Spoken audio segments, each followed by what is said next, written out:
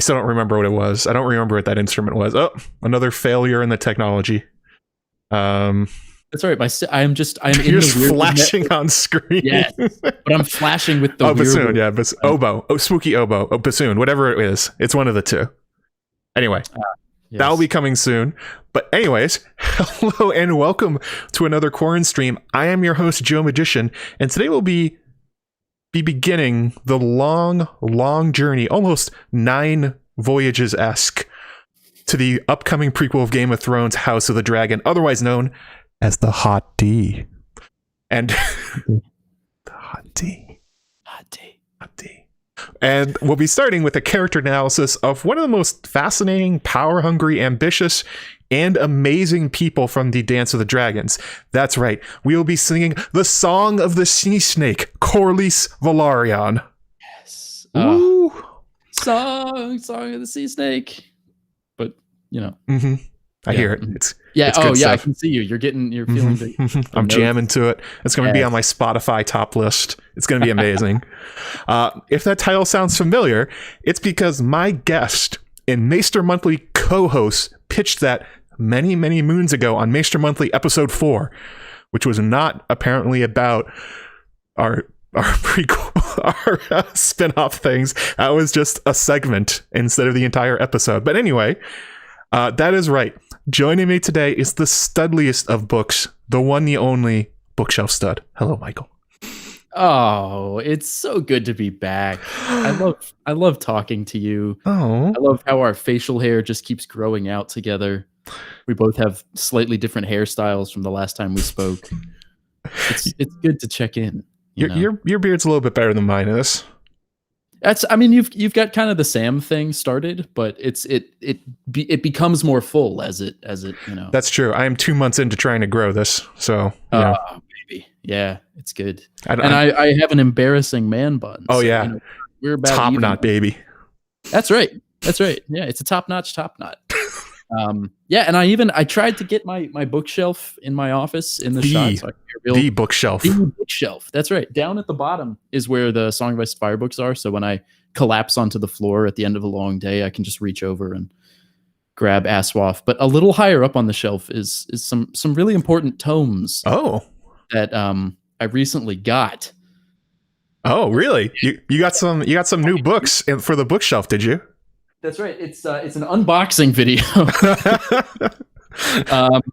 I am now the proud owner of a signed, inscribed trade paperback set of the first 3 Wilds cards. Wilds cards? Wild cards? Wild cards. Yes. That's the plural of it. Thanks to you. Hey, I am a generous and wonderful gift giver, so I'm glad you enjoyed those. Oh, I'm enjoying them. I actually, so when I opened up the first one, in a state of shock, it's signed in the front by Melissa Snodgrass. Really? See, when I bought those, I thought it was just Gurm, and then you posted the pictures, and it's actually every author. Yeah, it's like all of them. So the first one has, it's really hard to see, but it's got Melissa Snodgrass and it's got George R.R. Martin. Oh. But I truly thought that it said, because my name is Michael M., I thought it was Michael M. And I was like, Jesus Christ, did Matt pay to have like custom inscribed? Absolutely not. That would have been obscene. So I'm excited to get to the heart of the cards here. You know what's actually funny about wild cards? I've read a few of them in Dream Songs. He put in a couple of his stories from wild cards, and like it wasn't bad. It was just strange because the universe was like bizarre, and he was clearly writing from other people's ideas he didn't like. But it was still like it's like a very grimdark X-Men. Okay, yeah, I'm a little intrigued. I'll be honest. Now that they're in my hands, now that I have no choice but to read them. I guess I don't have to read them. Oh, well, you should. This gift you've given me is so wonderful. This amazing gift. Yes. Yes, Aaron, I am what a guy. So nice of me to do this. This is actually because one Bookshelfstud edited the Maester Monthly episode this month. Our pseudo-monthly podcast. This month. Mm-hmm. As if there's some timeline that these things happen on. And we do say during it that we recorded it during the spooky season, so you can guess when we recorded that one. It was not recent. Yeah, I about lost my mind when on November 15th or whatever, I cracked it open and I was like, oh, spooky season, huh? All right. Whoops. Right? We got some super chats here. I'm a little confused by what I'm seeing because it looks like 6 different super chats from Purple Lord Leo and Asazi at $7.53 each. I'm not really sure what's going on there. I'm guessing this is a bug because I see 1, but there's also 6.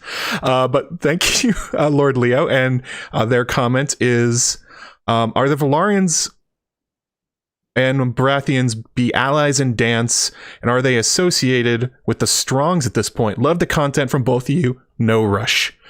The relationship between the Baratheons and the Velaryons is a very interesting one.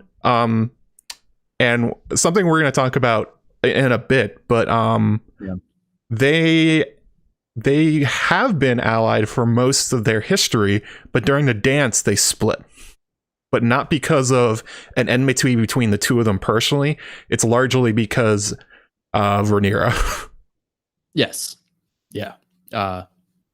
Which you could say for a lot of the dance, but maybe that's a different stream. I don't know. Talking about Rhaenyra's antagonistic nature with everybody. Oh, there's something weird going on. Apparently the chat on my screen is not working. It is sort of stuttering just a little bit. It's it comes and goes and fits and spurts. Is the chat working in the regular pop-out chat? Maybe? How you guys doing? Uh-oh. Tip your waitress. Let me check my mod Slack. 1 second. What's going on, guys? This is what happens when you try to talk about the Velaryons. Is the other houses from Valyria, the 40 families of the Freehold, they find out that you're talking. The deep state of Valyria is trying to quash our Velaryon stream. This is true. Don't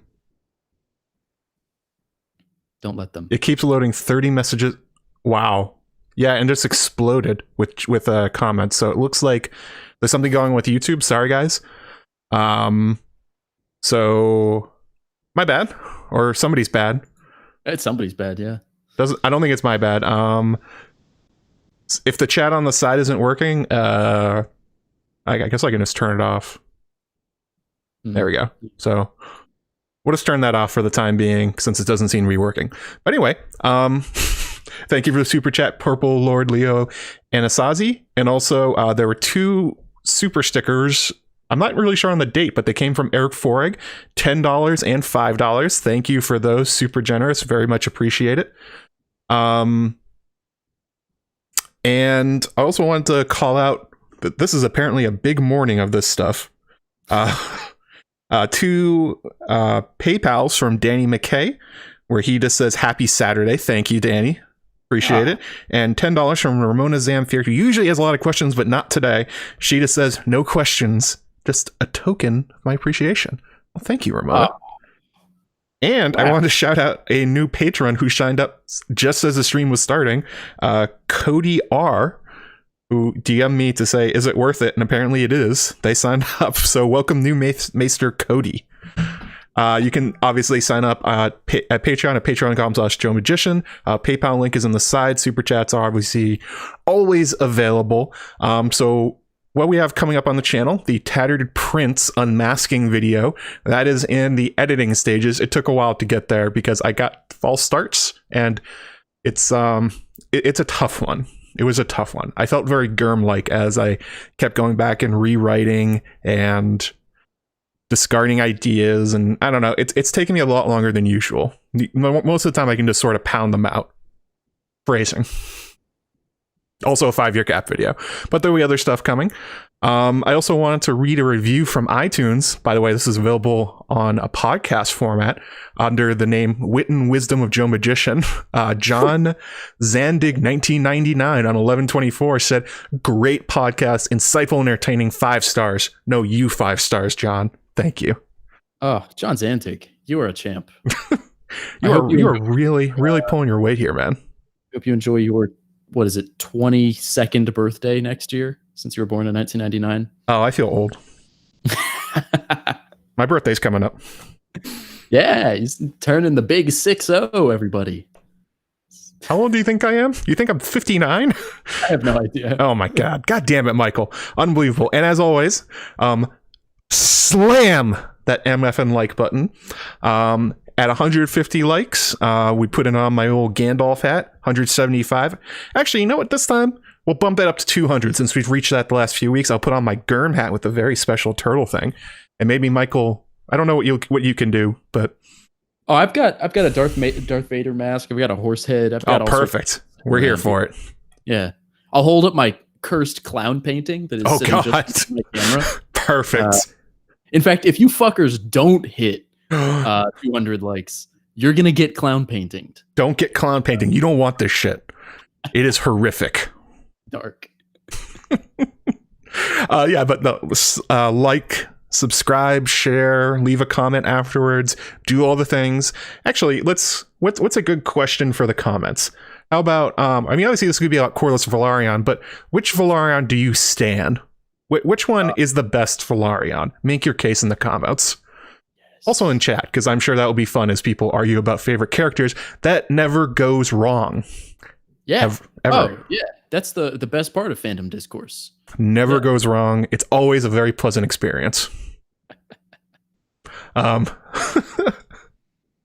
how that goes. And I wanted to start off before we go into old Lord Corlys, and we had an email question, or I did, not Michael. He does not have access to my email account, so this is just to me. Go ahead, keep thinking that. That's fine. This is from the one and only Three-Fingered Hob, fresh from the Castle Black. When he's not slicing off fingers and making apparently delicious breakfasts.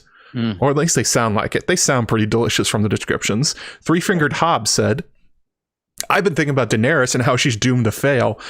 This will be a good start. She will never be accepted by Westeros no matter what. Daenerys will be seen as a foreign queen. Her name and claim don't matter. Reading Fire and Blood, you see the small folk and lords blame their problems on any person they see as a foreign influence. I mean, not wrong. They don't like the Dornish. I don't think that one comes up too much, but I guess they are sort of foreigners in Westeros, kind of. Yeah. I don't know. Even though they're actually part of the continent. During Jaehaerys I's reign, his master Rhaego Draz was killed. Yeah, that was kind of shitty. That happened. Then the Rogars are blamed for the problems of the realm during Aegon III's reign. Again, yeah, kind of xenophobic, that Westeros. When Daemon married the Dornish to bring them into the realm, he was derided. His children were judged for having Dornish blood.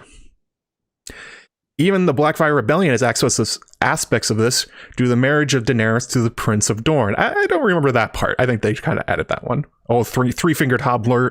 Come on, man. Rhaegar is even looked down on due to his marriage to Elia, yes, by Aerys, and so-called Dornish influence. Daenerys will be coming with the Dothraki and the Unsullied. So the main question, they laid out a bunch of points that Westeros is very, very xenophobic, and Daenerys is technically born in Westeros, but she's not Westerosi.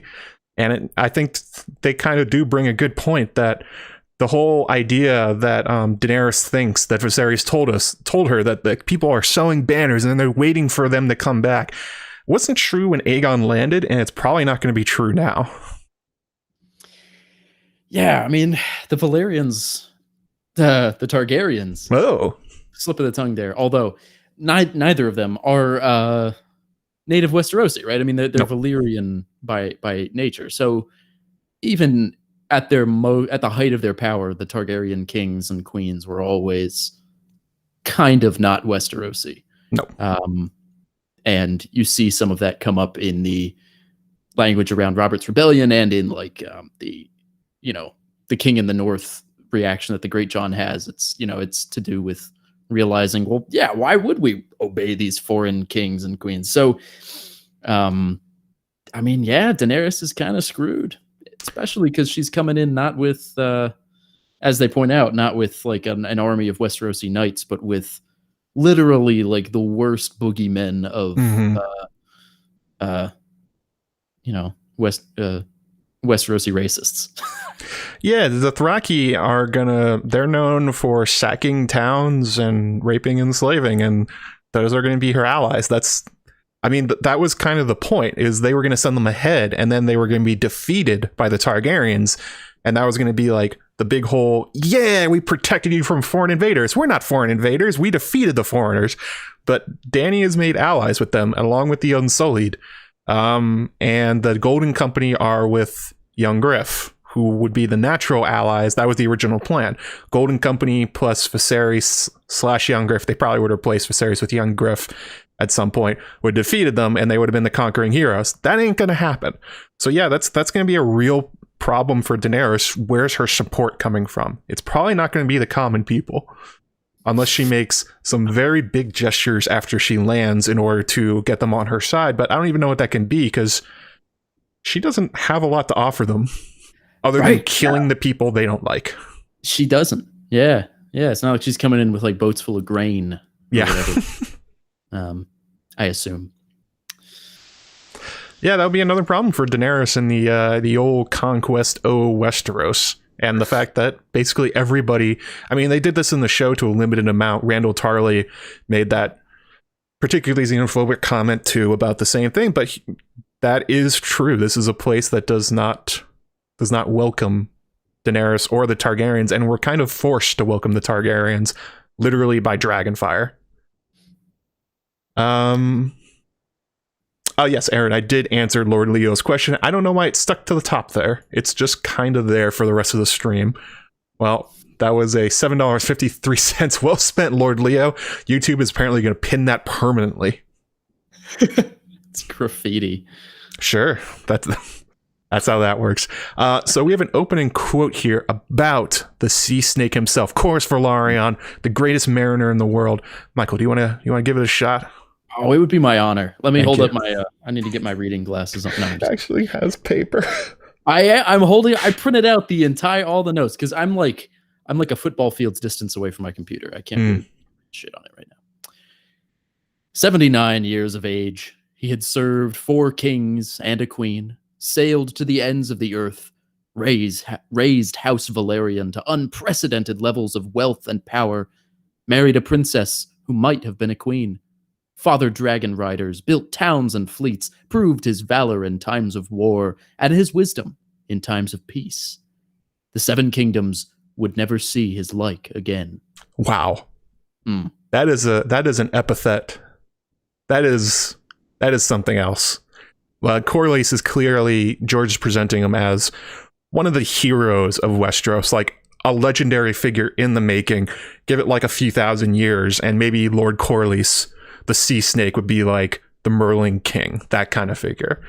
The amount he did for that region is kind of unprecedented. Absolutely. He's truly one of the, like, you might compare him to like one of the founding fathers or something. Like he's a historical figure, yes, but he's taken on this kind of mythical quality. And due to the things he did, like it's well earned. Dude rocks, is what I'm saying. He did it all. He did literally everything. Like if you were playing a Crusader Kings campaign, Corlys Velaryon is like what the players do versus what the CPU does. He did everything. Yes. Like that, I played that a bunch on my channel. You played with me too on the release of Crusader Kings 3, but that's a big way that you win, is that you, the player, are far more ambitious and you're smarter than the CPU, and you know like the cheats of how to get power and all that stuff. And it's like Corlys had those things. That was him.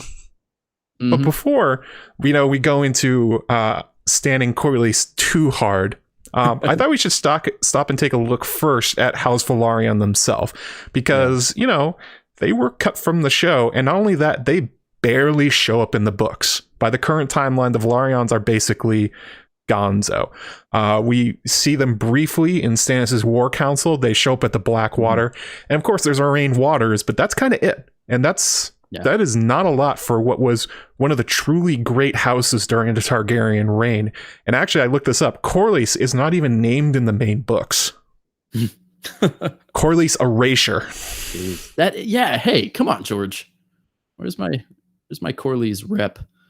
No, it's true. Yeah, you would not know word one about the Velaryons if you were just sort of reading the books through once and then never touching them again, right? Like you said, they show up briefly. I believe Lord Velaryon gets murked at the Blackwater, and then now is infant ruling. I don't remember the names, but whatever. And Aurane is really the most major character, and he's not even a Velaryon. Like, well, he functionally is at this point. Yeah, it's true. But yeah, no, I mean they're absent. They are completely absent, and yet they are. Like, as you peel back the pages of Westerosi and Targaryen history, like they're fairly significant, especially in the early days of the Targaryen sort of like drawing up their hegemonic power. Right? Velaryon is really important for them. Very much so, and they aren't unlike the Targaryens, which are what's the name, Johnny Come Latelys or something like that. The Velaryons have been in Westeros for a long time, so much so that they actually have legends about how they got there rather than a historical record. They have the story about how they got their driftwood throne from the Merling King, this mythical figure from Blackwater Bay area. That's this kind of like signifying like, wow, these guys are so old that nobody even remembers it anymore. This is like something, even the Andals largely have historical records of how they got there. You can say like, it was at this battle, this guy fought that war, this is how they got there. The Velaryons are shrouded in history. And actually the name kind of gives that away, like we were talking about earlier. Velaryon. It sounds like they just were called like a bastardized version of Valyrian and said like, I guess that's our name now. Yeah, you could almost imagine this like, fanfic history of them where it's like a shipwrecked bunch of Valyrian sailors and they run into some first men or whatever. And they're like, oh, who are you? And they're like, we're Valyrians. And they're like, Valyrians? Is that your name? They're like, yeah, whatever. That's fine. That's cool. I guess that's us. Yeah, I mean, their origins sound a lot more similar to like the other small houses up and down the narrow sea, like the Borels or I'm trying to think of some of the folks from the Figure, things like that. Yeah. Witch Isle, some of those other little spaces. The spears of the Merling King are a rock fixture in Blackwater Bay, if I remember right, where Davos washes up. And the Merling King is obviously the sigil of House Manderley, I believe. It's kind of weird how that happens. Although a seahorse is kind of like a Merling. It's it's a ground creature that's in the water, so maybe there's some kind of connection there. That's right. Seahorses, I mean, the one that I use on the thumbnail here is actually like an actual seahorse, but in other depictions, it's actually like a horse with a fin. So right, it's sort of a merging of land and sea with them. Yeah. But either way, they seem really tied to like more tied to the myths and histories of the Narrow Sea than to Valyria itself. Which is strange. Yeah. Because they like saying they're Valyrians a lot. Yeah. But they came to Westeros, and you know what island they didn't take? Dragonstone. They took the other one in the gullet of Blackwater Bay. They took Driftmark, which is apparently a small fertile island, and they built the very shitty small castle of Driftmark. Whereas the Targaryens came to Westeros and said, oh, look, an active volcano. I can use that and turn that into the seat of power. The Velaryons, for some reason, did not. And I think that kind of gets us to... They're from Valyria, but what part of Valyria are they from? What social class are they from? And it seems like the Celtigars and the Velaryons were beneath the Targaryens. The Targaryens came from the 40 families, one of the ruling houses of the Valyrian Empire, the ones with the dragons. Velaryons do not have dragons. Celtigars don't have dragons. But I think if you take into account how the Targaryens treat each of them, they take the Velaryons way more seriously than the Celtigar. So you can probably do like a power rankings of what they were in Valyria. Celtigars at the bottom, Velaryons in the middle, Targaryens on the top. I think that's a good analysis of it, because the Celtigars, while technically being Valyrian, although it was always up in the air for a long time in the fandom, whether they really were or not. But the Celtigars are just not even. They don't even care. Yeah, compared to the Velaryons. And yeah, I mean, they did. They picked a place to settle that was very good for like mundane people. not for sorcerers and fire princes. wizards. Yeah, for example. Yeah, I mean, and even then, there's not a whole lot of action happening at Driftmark. Like you said, it's kind of a shitty little castle. Yeah. It's not until the days of Corlys that we actually see like kind of wealth and power from the Velaryons, which raises some questions about like what were they doing? What are you doing that long? Yeah. What's going on in Driftmark? What's exactly going here? Well, I like you were talking about. You mentioned the Burrells in Witch Isle. The Velaryons and also the Celtigars have like this similar strategy where they set themselves up at the bay, at the mouths of these bays. So obviously the Celtigars are on the Cracklaw Point on the Bay of Crabs. The Velaryons are in Driftmark on the Gullet, which is at the mouth of Blackwater Bay. And you see the same thing with House Burrell, who we see from Davos's POV, and I think in A Dance with Dragons or A Feast for Crows. They're in the Bight, right outside of White Harbor. And it seems like, considering the fact that there's not a lot of industry on Driftmark and the positioning, it seems like the Velaryons were probably pirates for a long time. Yeah. Look, it would make sense. I mean, it's not something I had thought about until you pointed out, but it would make a lot of sense because, yeah, I mean, they're famous mariners. They're, they control this, like you said, a really important strategic militarily, but also like economically for trade. At the very least, they're probably, charging some high tolls or whatever. And tolls. What better way to extract a toll than at sword point?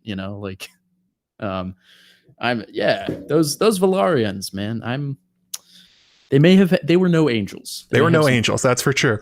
I mean, and especially positioning themselves outside of Duskendale, which was historically the trade port of power in the east coast of Westeros. Before there was King's Landing, Duskendale and the Dusk Kings were where the money came in and out of that whole region, because obviously Shipbreaker Bay, it's Shipbreaker Bay. Nobody goes there to trade. They all went up to Duskendale and that whole area in the Blackwater Rush. Also, I mean, you can't ignore this. The Valyrians were slavers. So the Velaryons have pretty good ties with a lot of the Valyrian daughters. So they may have set up initially as maybe a slave outpost. I don't think that's out of the question.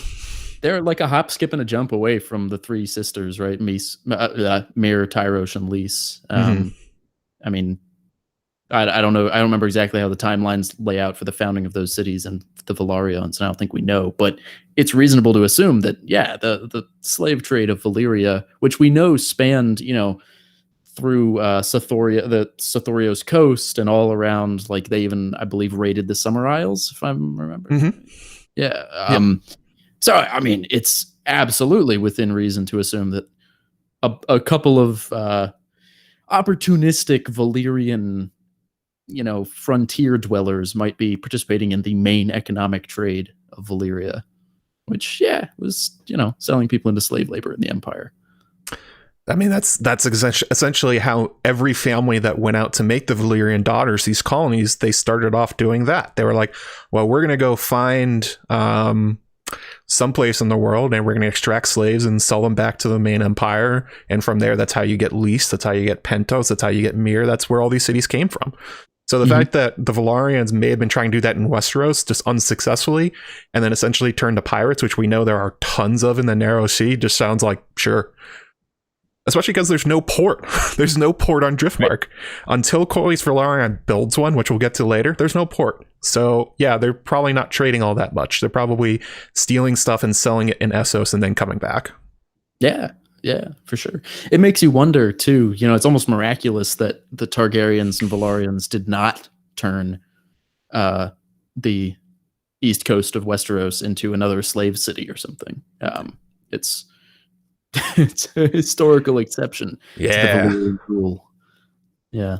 And the other thing that they're missing is obviously the dragons. There's no Velaryon dragons until the Targaryens, until Corlys acquires them via his amazing skills, basically. Right. But so that again paints the picture that they are outside the ruling class of the Valyrian Empire when they came to Westeros. Although There are hints there were dragons in Westeros before, and there's hints that there are some dragons that were on Dragonstone that predated the Targaryens.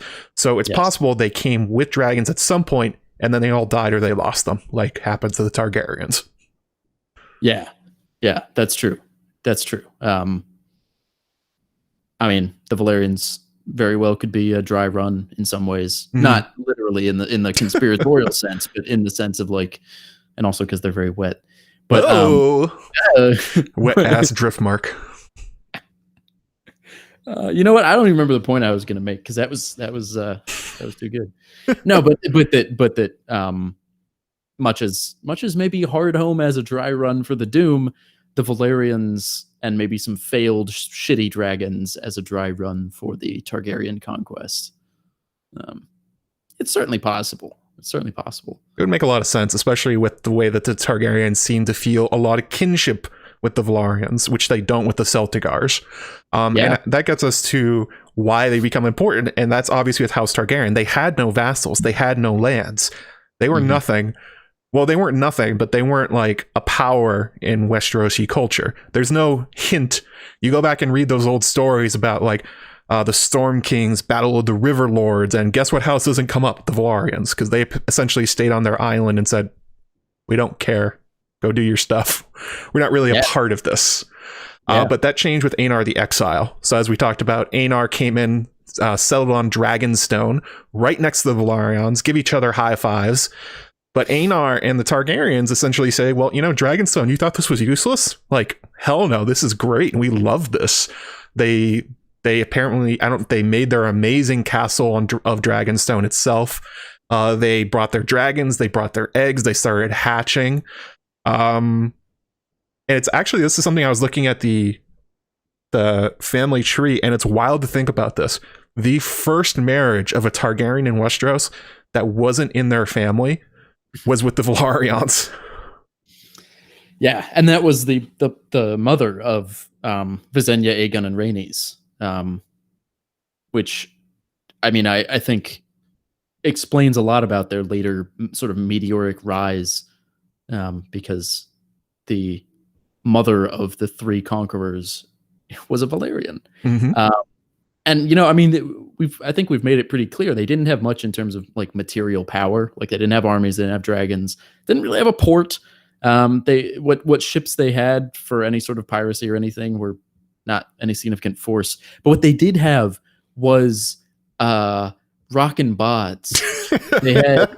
They had the silver hair. They were hot. Well, I mean, I guess we don't know if they had the silver hair, but yeah, they had the classic Valyrian look, it sounds like, right? I mean, that's something we can kind of take away from that. And I think, when you're looking at that first marriage, like you said, the best way to explain it, I think, with all the stuff about Targaryen incest, superstition, and all that, it's because they looked like they were related to the Targaryens. And they said so. It's like, whoa, we're Valyrians too. How's it going, man?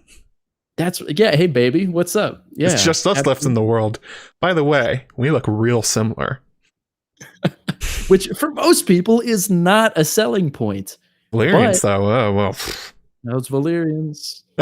Yeah. I mean, I think we do know that they provided ships and troops during Aegon's conquest, and they were something of a presence there. Like, it's not that they didn't provide anything, but I really do think a lot of their early power can be attributed to just having those Betty Davis eyes. Having those purple eyes and silver hair. Although we know from Rain Waters that, and it's kind of hinted at a little bit in Fire and Blood, that they don't look as pretty as the Targaryens, which may be another way of George saying like the Targaryens were a higher class or something like that. Again, reinforcing that there was a definite class structure within Valyria, and that the Targaryens considered the Velaryons more, I would guess, servants. That was the relationship, servant to royalty, which ends up being borne out when the Velaryons help Aegon the Conqueror, as you said, land in Westeros. It's on their ships and it's their troops that make up the bulk of their forces at the beginning. But guess what the Velaryons don't get? They don't get land. They don't get anything. What they get is they name Master of Ships, and the first Lord Commander of the Kingsguard is another Sir Corlys Velaryon. Yes. And there's a royal marriage between Aenys the First with Alyssa Velaryon, but that did not come with actual power. It's like the same thing Stannis complains about, where it's like the Baratheons got the Stormlands, this giant kingdom, incomes and armies, and what the Velaryons got, they got non-hereditary positions and marriages into the royal family, but not back. And you can imagine that probably chafed the Velaryons quite a bit, because it made sure that all their power was entirely dependent on the Targaryens. They had nothing independent of them. Driftmark did not gain vassals. They didn't gain any castles. That's just kind of it. And that's got to feel real shitty for the people that were like, the early Targaryen best friends. Yeah, I mean, you're getting in on the ground floor of what is going to be like the most powerful dynasty for hundreds of years in Westeros. And what do you get? You get like one of your sons has to be celibate now. Like, what the fuck? You know, I mean, you get nothing. I think you mentioned Crusader Kings earlier. I feel like it's another example of Targaryens playing Crusader Kings here, where they are keeping they like the Velaryons as marriage material. Mm-hmm. They know they have like pretty good congenital traits in terms of skills and stuff, right? Like they're like, okay, we got a good fighter for the Lord Commander. Mm-hmm. We got a master of ships here, but we don't want you guys getting too big for your britches. We don't want, you're not an actual power. You're just like a stable of pretty people who we can draw from sometimes when our own house isn't quite sufficient to, whatever it is, for the gene pool, for the small council jobs. Yeah. And most importantly, they know that the Velaryons work for dragon riding. Aegon, Rhaenys, Visenya, all Velaryons, and they are dragon riders, and they're hatching dragon eggs. So they have to be aware, you empower the Velaryons, they could very well be a major rival. It doesn't seem to be, over time, they sort of let that go. They're like, whatever, but they know the Velaryons can produce dragon riders. So they're very careful to not empower them, which I can't imagine. Well, I can't imagine actually, like how annoyed Lord Velaryon must have been when Orys Baratheon, this bastard of Dragonstone, was given the entire of the Stormlands. That must have been, and that's essentially why we see the small council seats and the Lord Commander of the Kingsguards. That was their payoff, but that wasn't enough, was it, Michael? I mean, could it ever be enough? It could never. I mean, they got to be master of ships for like 100 years or whatever. It's cool. But what's better than having the title master of ships? What's that? Is being an actual master. Whoa! Corlys Velaryon, Song of the Seasnake. Song of the Seasnake. It's time for Song of the Seasnake: The Adventures of Corlys Velaryon, the animated TV show. Your pitch for Maester Monthly. Yes. I mean, look, we are arriving at Corlys Velaryon, and like, God, think when it comes to historical figures in Westeros who have a truly like storied life, like an interesting narrative-driven life, it's Corlys Velaryon. His entire life is like a Shakespearean tragedy from start to finish. He even has like the swashbuckling kind of side to it. Like it's not all cerebral. There's some sailing the seven seas and all that. But I'm probably getting ahead of myself here. We should talk about who Corlys Velaryon, the man, the myth, the sea snake. Talk about who he is. That's true. To build onto your point, he is basically the protagonist of another really good fantasy story. Yes, he is. He's a protagonist out there in the world. Although an antagonist, the Targaryens, which, is, I don't think that's something that's really brought up about Corlys a lot, but, we'll get to that. So he is born in 53 AC to Daemon Velaryon, who was the first master of ships, 53 AC. So this is only 50 years after the conquest.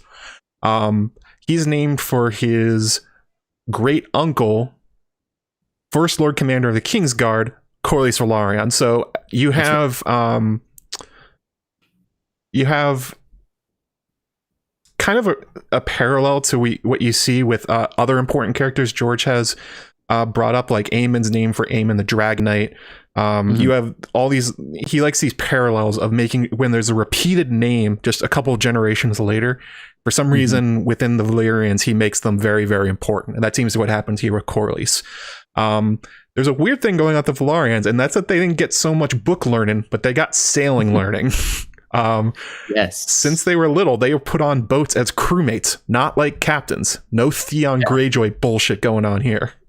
Yeah, exactly. It was like an apprenticeship model. You know, they started at the bottom, and well, now they're here. But yeah, no, I mean, Corlys does work his way up, almost like you could compare it to the office of knighthood, right? In the way that you start out as like a page and then a squire, and then you were knighted. For the Velaryons, becoming a ship's captain or becoming that kind of authority on the water, I think came with the same kind of career track where you started as like a ship page and then became a ship squire and then became a ship captain, knight of the sea. And he was apparently amazing at it. He was a prodigy on the waves. He felt the ocean in his blood. It's said that he got his first boat at 16 called the Cod Queen. What a name. And for his inaugural voyage, he's Call of Duty, guys. Oh my God. It's important to know. He's got a Twitch account, the Cod Queen. The _COD_Queen. Someone please make this Twitch account and start streaming Call of Duty immediately. Send us a super chat or something with that as the name. That'd be amazing. His big voyage to Dragonstone and back. Wow. Way to go, Corlys. Yeah, but I will say very symbolic, right? Very like, that's his first inaugural voyage, is to go touch the fiery seat of power and into the sea like a wave. I think, I don't know. I mean, look, I love Corlys. I'm going to read too much in everything he does, but I think that's an interesting inaugural voyage, as well as obviously being part of the Velaryon Targaryen, power complex they had going on. First thing he does is try and touch the power. No, I think you're right, because if you read Fire and Blood, there's actually a whole section that is George writing biography of Corlys Velaryon in the middle of the rest of the narrative. He's like, by the way, I got to stop here and I got to tell you about Corlys because this guy's amazing. And it's like, I think it's like 2 or 3 pages just straight of just Corlys history. It's also all over the world book. There's tons of stuff about him. So the basic information we get is at 23 years old, he's a full captain. He was at 16. Now he has his own boats. He's going wherever he wants. He goes to Old Town, Lannisport, Lordsport, which is in Iron Islands. He goes to Lys. He goes to Tyrosh, Pentos, and Myr. He takes the Summer Maid, a different boat, to the Summer Islands and to Volantis. Volantis is really far. Yeah, and also the Summer Isles are like outside of the Westerosi sphere of influence for the most part. Like the free cities, like Lys, Tyrosh, Pentos, Myr, like people go, every once in a while. But the Summer Isles, that's like a voyage. That's far. This guy's serious. He's really adventuring. Oh, thank you for a super sticker from Stephanie Spain, $2. She says, thanks with a purple heart. No, thank you, Stephanie. Appreciate it. I love super stickers. They're just... I think I can make some custom ones at some point, but that's another point. Oh, actually, good point here from Guilty Undertaker. Like good Euron. Yes, exactly. Yes, he is good Euron. Or at least good. Euron, not evil Euron. Yeah, I'm not sure if Corlys is good, but he's definitely not evil. Right. Yeah. Although you could argue that if Corlys was more like Euron, maybe things would have turned out differently for him. Like if he had been a little more ruthless. Yeah, if instead of just sailing to Dragonstone, touching it and leaving, he had like sailed to Dragonstone and never left. Yeah. Metaphorically, I don't know what I'm saying. But yeah. I mean, he traveled. So on the Summer Maid, he took this like wonderful pleasure cruise through the South Seas, but like decided that wasn't good enough for him. Right? No. Yeah. He took a decidedly not pleasure cruise next. Bought the boat, the Ice Wolf. Interesting naming convention there, George. Wonder what you're saying. The Summer and Ice. Those are his Ice and Fire. Those are the 2 names of his ships. Weird. So he goes to Braavos, Eastwatch by the Sea, Hardhome, Lorath, and even to the port of Ibn. And it said that he went even further past Hardhome, trying to find a Westerosi Northwest Passage. This is beyond pleasure cruising at this point. He's going full on adventurer. Yeah, and like, I mean, everyone knows this, but when you're in Middle Ages ass time, such as this, sailing on a boat that long for that kind of uncharted voyage is just like insane. It's out of the realm of normal human activity. So, you know, it's marvelous that he's trying to find this like Northwest Passage, like you said. And also I think speaks to his ambition, right? He's like, well, fuck it. You know, I'm going to open up new trade routes, baby. I'm going to see the world. I'm going to trade with the White Walkers. I mean, you know, it didn't work out, but, and yeah, he stops at Hardhome. Wow. Which, yeah. Dangerous.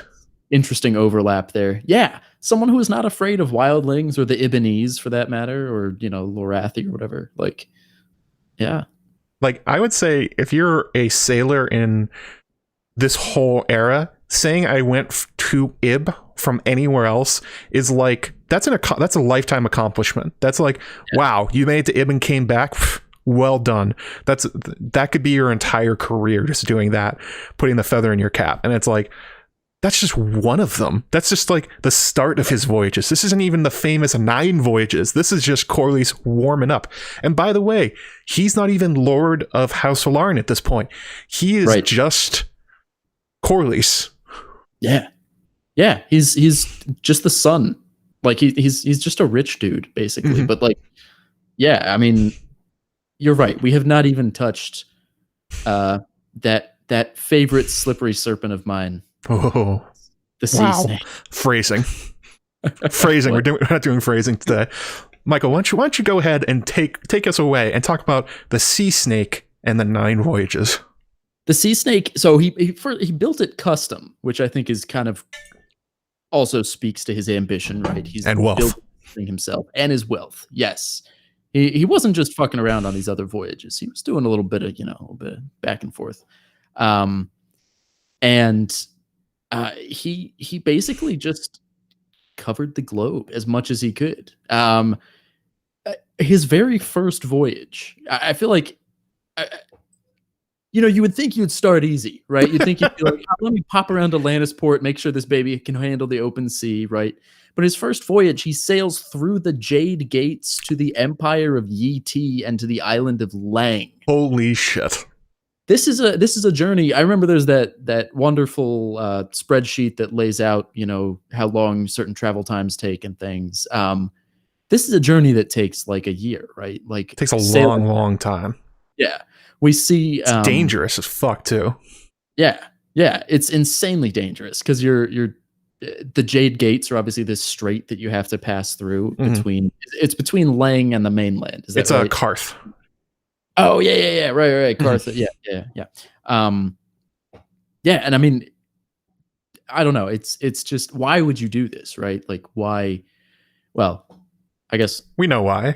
We know why. He comes back with like twice the money he started with. That's one of those things that gets thrown around. It's like they doubled their money. Lawrence didn't have a lot of money, so like doubling $1 is $2. But there's a lot of traders in the world that would say one trip to Yi, come back, and you will be wealthy the rest of your life. And he went to Yi and Lang, and Yi, we barely even know what's out there. Like that is a part of the map that is like the maps that George gives us. There's not a lot there. We barely know where Lang is, and it's like just fills the holds and comes back. And by the way, again, I want to stress this. He came back with super luxury goods that are worth a lot of money, and he came back along the places the pirates always sit on, trying to pick off dicks like him. Yes, right. Yeah. I mean, the pirate kings of the Skull Isle and the coast of Sothorios, like that whole region is just insanely dangerous. And I mean, this won't be the first time he travels that way. This won't be the last time, I mean, but yeah, I mean, bold, right? Bold. What a skillful guy. I don't even know how you avoid all those pirates. Well, this could be something along the lines of the Velaryons maybe know how pirates behave because they are pirates. Yeah. I mean, it's not said how he got that silken spice and jade. I mean, it just says he came back with it. Did he buy it? Did he trade for it? Or was Corlys plundering his way. That's a good point. Like, we're told that he is a traitor, but a lot can happen out on the open sea, right? Like, and especially in such faraway realms. You know, who else but the people on his ship is going to bring news back of what he did? So of course it's going to be like, oh yes, I sat down with the dignitaries and they just gave me some sweet stuff. But like, yeah, you never know. But you know, so I picture this. I'm Corlys Velaryon. I've done my voyage to Yee and Lang. Wow, amazing! I can't believe you went that far, Corlys. That's right. Yeah. Well, yeah. You'd probably be expecting me to like retire at the top of my game, right? Oh yeah, you're super wealthy now. No, fuck that! I'm going to a shy, bitch. And then I like, hop in my Seasnake and just take off. Sorry for the peaky audio there. Yeah, his second voyage is to a shy. Sure, a shy by the shadow. Why not? What a guy, man. I mean, a place that is like legendary everywhere for how dangerous, how magical, all these horrible things, right? And he just goes. Gets on the Seasnake and just flies, or sails there, I guess. Yeah. And then there's some details that this is apparently a story that George wants to write but did not get to. Yeah, some really I don't know, tantalizing stuff as always with a shy. I mean, yeah, he can't write about a shy without like tickling us a little bit. But yeah, lost his love and half his crew. How does that happen? What love? I don't know what love this is. Right? Did he meet somebody in a shy? Did he find love among the shadow? Yeah. Or and lost how? Like a lot can happen in a shy. Lost in the sense of like, she got dysentery, or lost in the sense of like was eaten by a shadow goblin. Like there's a lot of wiggle room between these things. That's very true. The shy is a crazy, crazy place. And then there's also the detail that while he's in a shy, there's no big deal. He happens to see the other famous ship of somebody that George really wants to write a full story about, but has not. And that is Sunchaser, Alyssa Farman's also custom ship, just at the docks at a shy. And Corlys says, I saw it. And now, just to refresh everyone's memory, Sunchaser, the last time we saw it, was heading west. Yeah.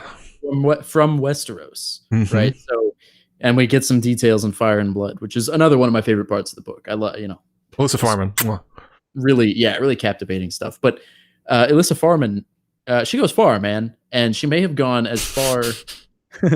She may have gone around the world. Like if she's in a shy, she either doubled back past Westeros, didn't stop by and say hello, and made it all the way to a shy, or she circled the globe, which, I mean, it's kind of the only time that George even lets the globe part go. Yeah. He's really cagey about that, but I also love the idea that Corlys Velaryon and Alyssa Farman have a lot of interest in common. Perhaps Alyssa Farman was the love. Boom. Now, I'm not sure how the ages play out there. Yeah, he's pretty young at this point. He's like 30-something. She's a little older. I mean, it said she was a lover of Rhaena Targaryen, but, people can change their interests over time. They have a lot in common. They're Westerosi and a shy.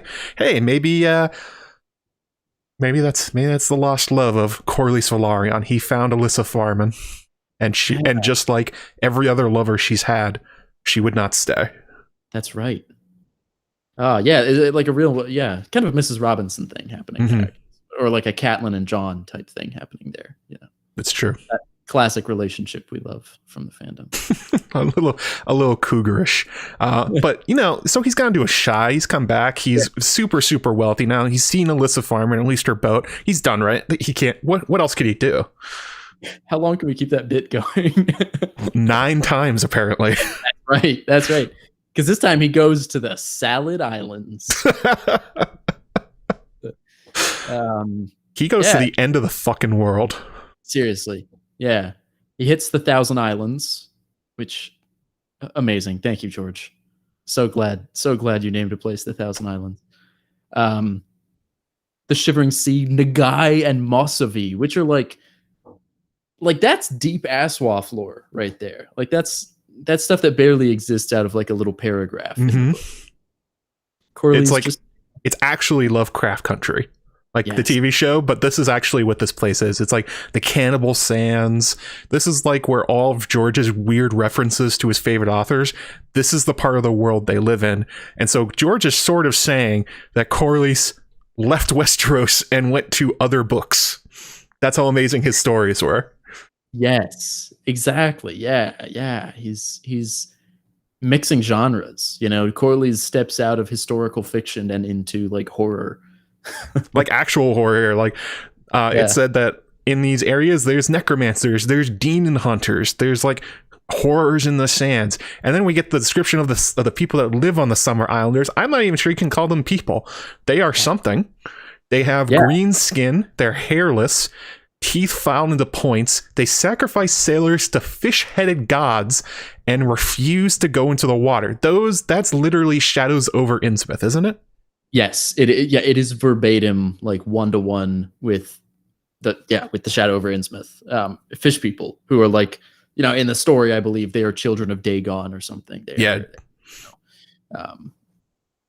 like kind of half elder thing. And then Corlys just like stopped by. Like he took the bus to Innsmouth and then got back on the bus and left, which classically does not happen. Not many people do that. And it's noted that the Thousand Islands and seeing his people is at the point that Corlys Velaryon, the man that has seen everything, says, no, I'm not down with this anymore. I'm going home. Fuck this. This is too dangerous and weird. He didn't find any new lovers, I think, in the Thousand Islands, it's safe to say. No, probably not. Yeah. Not a good time for him. And then there's kind of a gap in his history. We don't know much about voyages 4 to 8. Yeah. Nothing. That's where there's a lot of room for a television show. Oh. Fill in some of the details here. As he pursues his lost love. One of the hooks. I mean, we got to imagine that he goes to. I would imagine he returns to the Summer Isles at some. Since his goal seems to be covering like all the known territory, the Summer Isles are famous for their jealously guarded navigational charts of like far more of the known world than anyone else has. So if I were Corlys Velaryon, I would put that on my to-do list. Stopping by there and trying to get my peepers on those sweet charts. Especially because we know that he already tried to find a northwest passage through the northern Westeros. Like, he clearly does. His curiosity is endless. Just the fact that he got freaked out once at Masovi and the Thousand Islands and the Cannibal Sands doesn't mean he's done.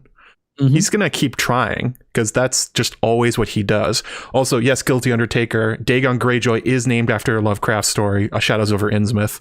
And Sir Torrhen Clegane. Yes, obviously, Alyssa doesn't have to be gay, bisexual, which can't exist. That's what I was saying. She, just because she was in love with Rhaena does not mean she doesn't have any interest in men. Corlys is also apparently a cutie, so who knows? Yeah.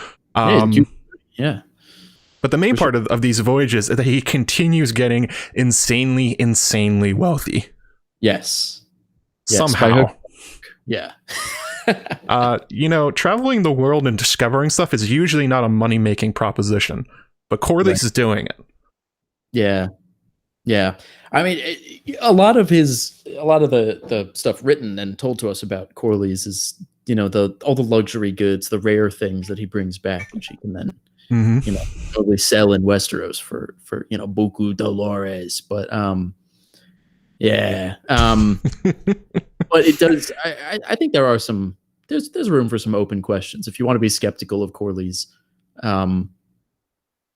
It's a little weird. He just keeps getting richer. It's like a guy who hits the jackpot every time and keeps living.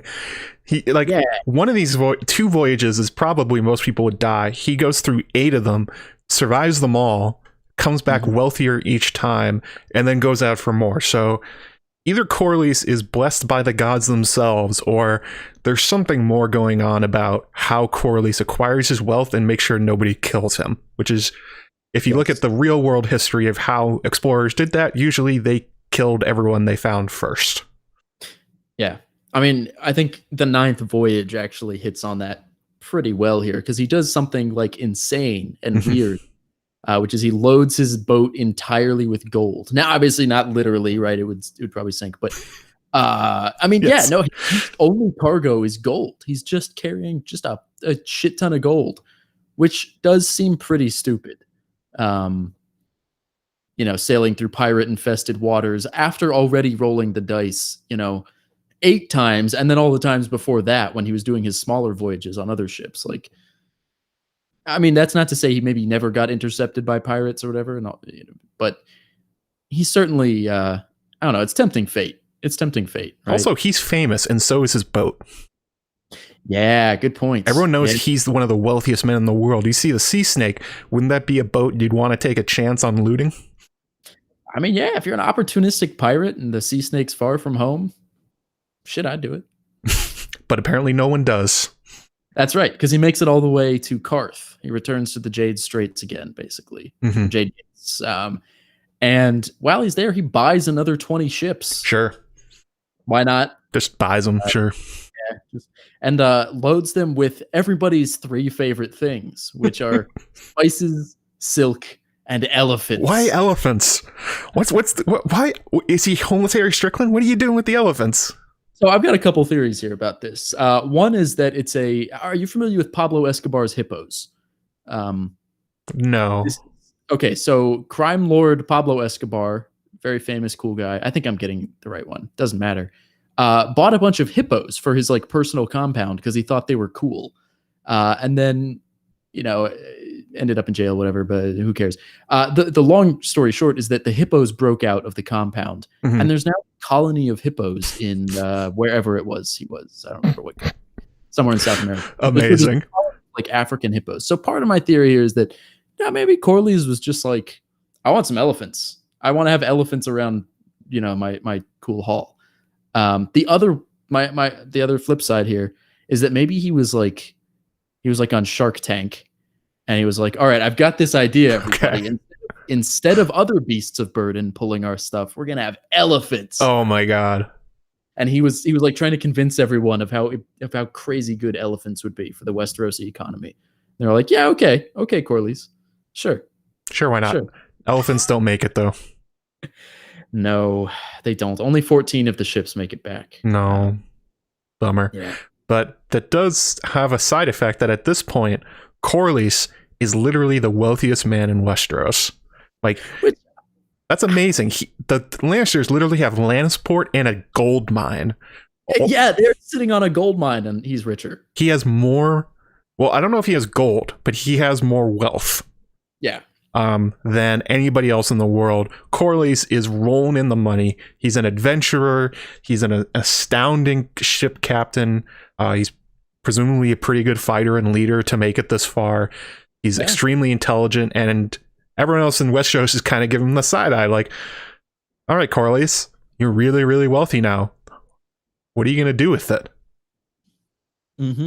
Mm-hmm. That is a good question. Also, I just want to make a quick note that when we look at the maps that you get when you buy like the maps from George, you'll notice that the places that are filled in are basically everywhere Corlys went. And where the map ends is where he stopped going.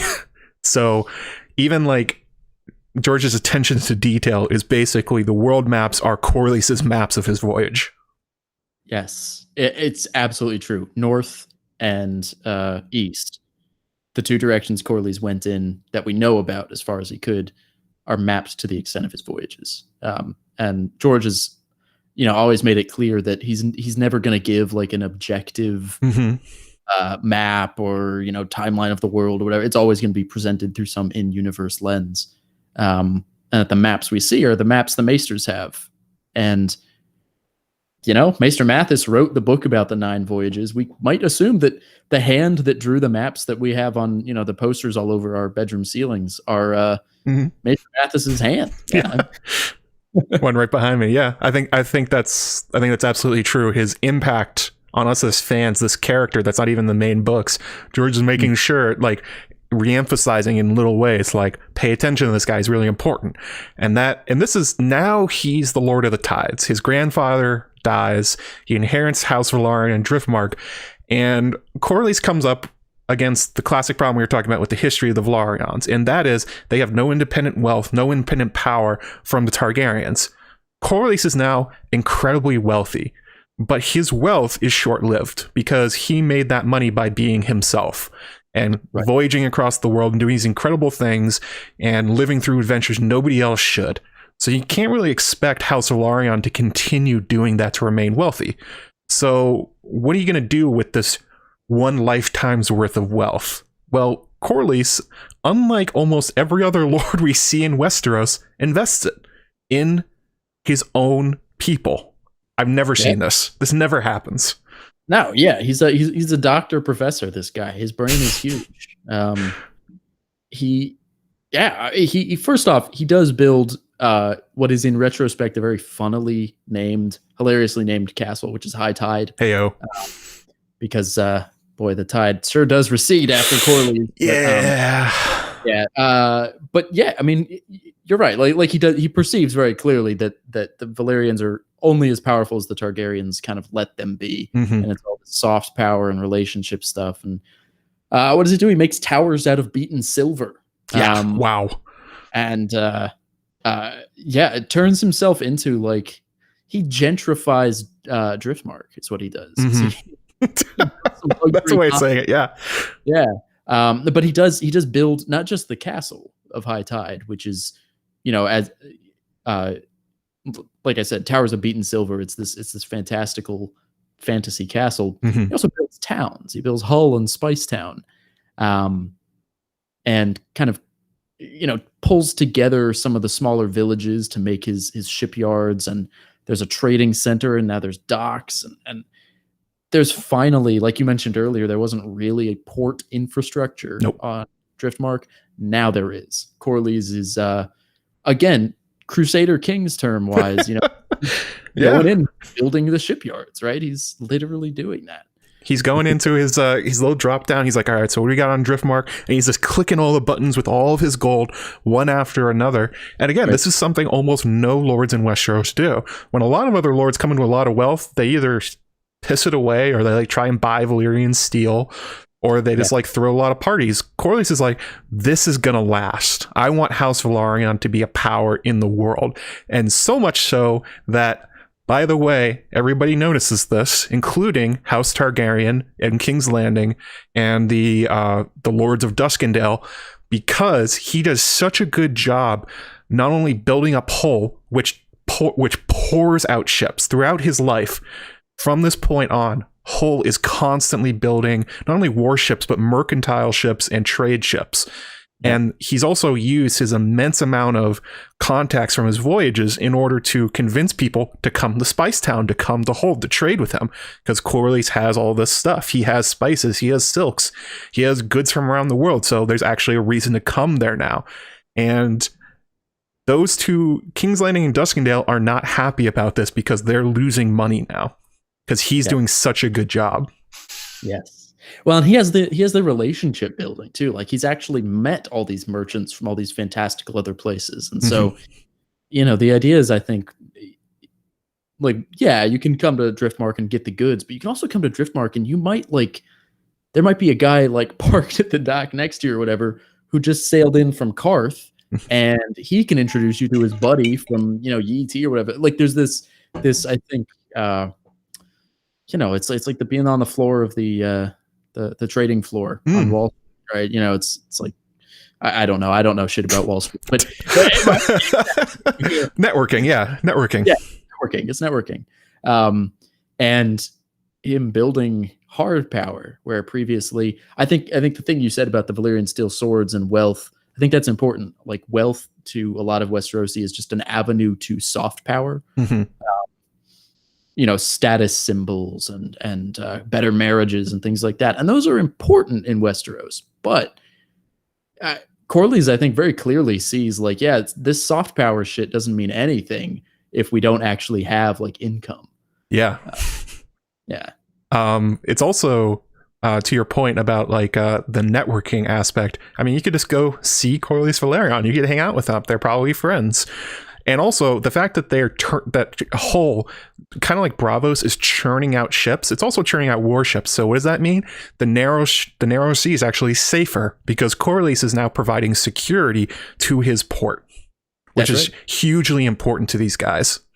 Yeah, absolutely.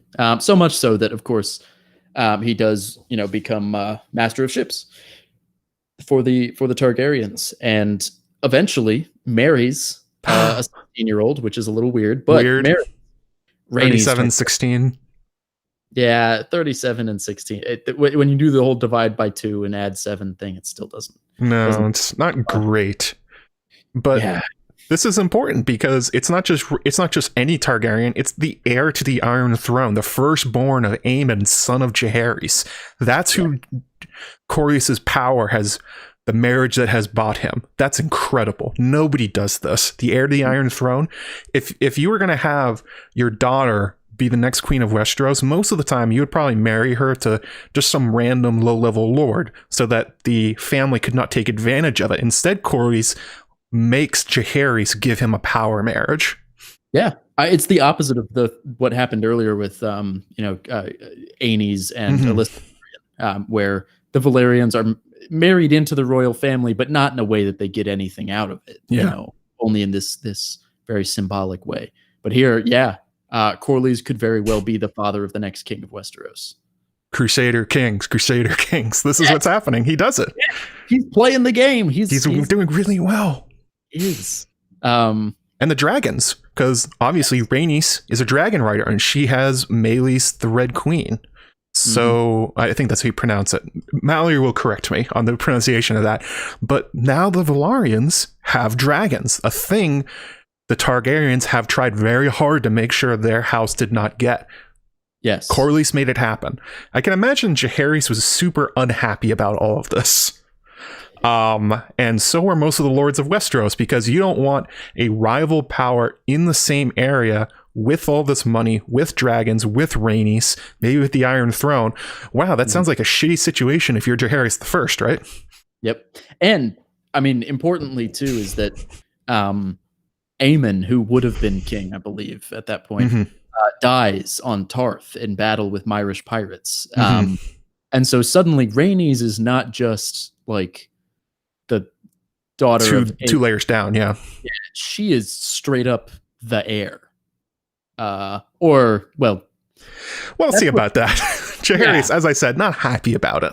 Yeah, he's not thrilled, is he? With the idea of, he's not thrilled about a lot of things, but in particular, like you said, the Velaryons are finally an actual rival power to the Targaryens in every way, including the soft power ways. They have the Targaryen or the Valyrian look. They have the dragons. They have the blood. Really, I mean, they were, like we said earlier, who was the mother of Aegon the Conqueror? She was a Velaryon. The Velaryons have kind of a strong claim, and now they have the wealth and power to actually make something of it. Which Jaehaerys says hell to the no to.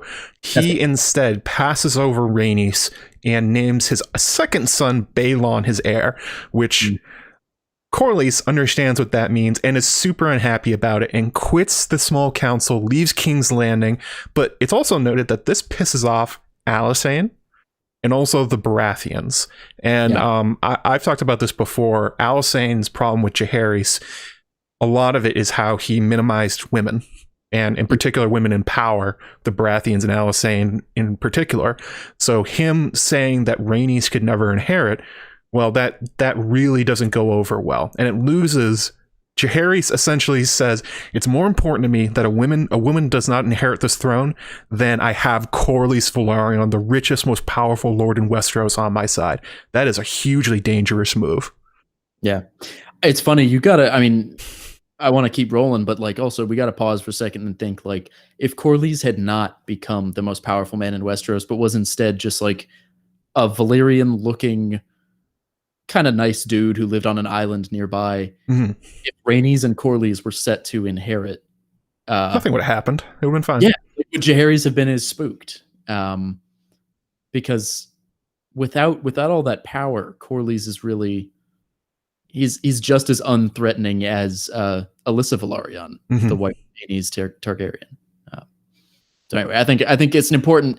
I feel like it's important in the story of Corlys to see the places where he is like creating his own tragedies, even not through like faults necessarily, but just like the way his rise to power also brings with it this red tide. Oh my god, amazing. So also, by the way, slam that like button. 107, 150. I put on my cool hat, so go ahead and do that stuff. Slam that like button. But this all blows up in Jaehaerys' face because Balon dies in 101 AC, and he realizes last time it was a mistake to piss off the Baratheons and the Velaryons and Alysanne at the same time. Well, I think Alysanne's dead at this point. But the Baratheons, the Velaryons were really unhappy last time when he skipped over, when he personally said no to Rhaenys, yes to Balon. So this time he essentially says, "Great council, the lords of Westeros will decide it for me." And essentially the battle lines break down essentially on. It's really, really interesting. So it's the Baratheons, the Celtigars, the Bar Emmons, the Velaryons, Blackwoods, Starks, Manderleys, and Dustins support Laenor, who is Corlys' son with Rhaenys. Also, Laena, his daughter, gets put forward, but she doesn't get many votes. And it's against Viserys Targaryen. Viserys wins in a landslide, and it's really not hard to see why, because Viserys apparently made a deal with the Hightowers, or Jaehaerys did. And essentially the deal was, you guys are going to stop being so foreign. You guys are going to stop being so Valyrian. You guys are going to try and be more like the rest of Westeros. You can see that the families that were for Laenor were Valyrians, or basically old god worshippers, or Northerners, which are generally not considered the rest of Westeros. Northerners are considered their own weird thing most of the time. They're not Faith of the Seven. Yeah, that too. No Faith of the Seven. It's these kind of outlying houses. Mm-hmm. Blackwoods. Blackwoods is a weird one. Well, yeah, but they worship. They keep the old gods, don't they? Mm-hmm. Yeah. And so in that, I mean, they're weird, but also from the perspective of like kind of almost a religious schism. Yeah. Like if that's how the Great Council breaks out. Yeah. And Viserys apparently abides by this because he does not take multiple wives.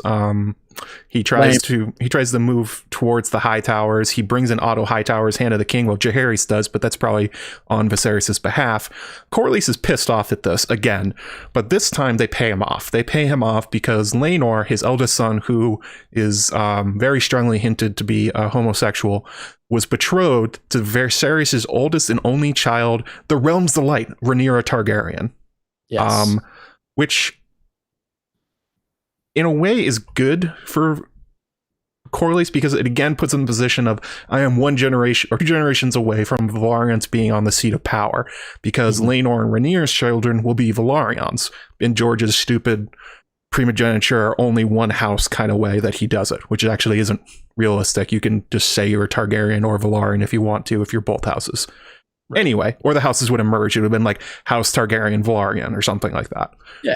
But anyway, but that doesn't really go that well. Corlys, everything is kind of blowing up in his face because Rhaenyra doesn't like Laenor. Laenor doesn't like her. And so she goes off and gets herself knocked up by the old Harwin Strong Breakbones. And everybody knows. Yeah. Yeah. The seed is very strong in those kids. Mm-hmm. Yeah, it's another one of these things where like all of the any good intentions, although you can argue that Jaehaerys' bad intentions created this whole problem, but any good intentions are just coming right up against the wall of like, what if 2 people just really don't like each other? Yeah. Like, what if these people just don't get along?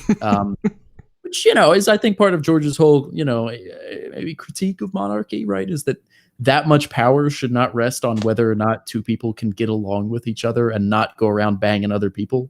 Like, you shouldn't hinge the lives of thousands on that. But Corlys, he's like you said, in this kind of weird position where he's technically not far from the seat of power, and yet things are kind of falling apart around him. Not good. Yeah. Rhaenyra is still, of course, she continues for the rest of her natural life to pass off her children as Velaryons. No one's really buying it. Not even Corlys. Corlys knows it's not real. Yeah. Doesn't work out. But it gets even worse because this arrangement between him and Viserys, Emma Arryn, Viserys' wife, dies, and Corlys is like, well, you know what? We'll fix this whole Laenor-Rhaenyra thing. You, Viserys, will marry my 12-year-old daughter, Laena. And Viserys says, no, I don't think you remember this, but during Great Council 101, I made this deal with Otto Hightower. So I'm going to marry Alicent Hightower in order to pay off this debt. Corlys, once again, is like, what the fuck, you guys? Yeah, right. How come you won't marry my 12-year-old? He bellows. Again, Corlys, guy, maybe not. But, and also, I gotta say, another Crusader Kings moment here. How many times have like a marriage alliance broken in the game because someone dies of like the plague? And I'm like, oh, okay, well that's cool. I've got like 12 more kids. Here, have another one. Like, will this one work? Let's make another alliance this way. And you end up with these really like fucked up intermingled like webs. That's exactly what Corlys is doing. It's a little desperate though. It's a little scrabbly. Doesn't work out. So who does he turn to? Bad idea. Yeah, I mean, he turns to the other cool guy who sails around a bunch in this time in history. Bad idea. Daemon, the rogue prince, sir. I mean, what's his name? Lord Fleabottom? Yeah, the Lord of... Yeah. Oh. Yeah. Corlys says, well, nobody else wants Daemon, but he's a Targaryen, so why don't I just ally with Daemon, and this will be my new way to power since Viserys is giving me the middle finger, and Otto Hightower. Michael, why is it a bad idea to ally yourself to the rogue prince? Well, he's a rogue. He's something of a, hang on, I've got something for this. He's something of a wild card. No, but he is. I mean, he's a really unpredictable, shitty ally, and like, yeah. I mean, they do some cool stuff together, right? They drop in together into the same battle royale, and they take the Stepstones. In fact, they conquer the Stepstones, and Corlys very generously allows Daemon to be the king of the Stepstones in the Narrow Sea, which, Corlys, honestly, bad move there, buddy. You really should have. Yeah. That's not going to help it with Viserys. You're not going to mend that relationship by crowning his brother who he has exiled. Yeah, absolutely. It's really, he's like trying to do two things at once here, right? He's like trying to pursue power for himself, but also ingratiate himself to the people who are in power. It's not a winning strategy. No. And then at the end of this, Daemon's wife from the Vale, I forget her name, she dies, and Corlys says, well, we're best friends. You're the king of the Stepstones. We're in this together. Why don't you marry Laena? And Daemon's like, great idea. Marries Laena, has two twin daughters, Baela and Rhaena, who are both amazing. They are badass women. They are incredible in fire and blood. But then things go south because Daemon is a murderous, treasonous, traitorous dick. In 120, Laena dies in childbirth, and after that, there is a long series of politically motivated, what look like assassinations that look to all be engineered probably by Daemon. Yeah, it's not great. Yeah, so Laena dies in childbirth. Then Laenor is suddenly stabbed by his lover, Sir Carl Corey, which Mushroom, like you mentioned, Mushroom claims that this is an assassination on Daemon's part. Mm-hmm. Probably is. Laenor is married to Rhaenyra. Daemon has been trying his whole life to marry Rhaenyra. Laenor is the only one in the way. Wow, he dies right after Daemon loses his wife. That is convenient to the max. Yes, absolutely. Sorry, I was just fixing my white balance a little bit. I want to look cute like you. Mm-hmm. Yeah, I mean, it's kind of a long time coming, and also is just, again, this like further escalation and things getting worse. And also, again, can't help but be reminded of Crusader Kings, where you just start assassinating. Suddenly, like, you're running out of people. Like, holy shit! All my kids just died. They're all killing each other. Shit. sucks. And so Corlys decides to get in on the action.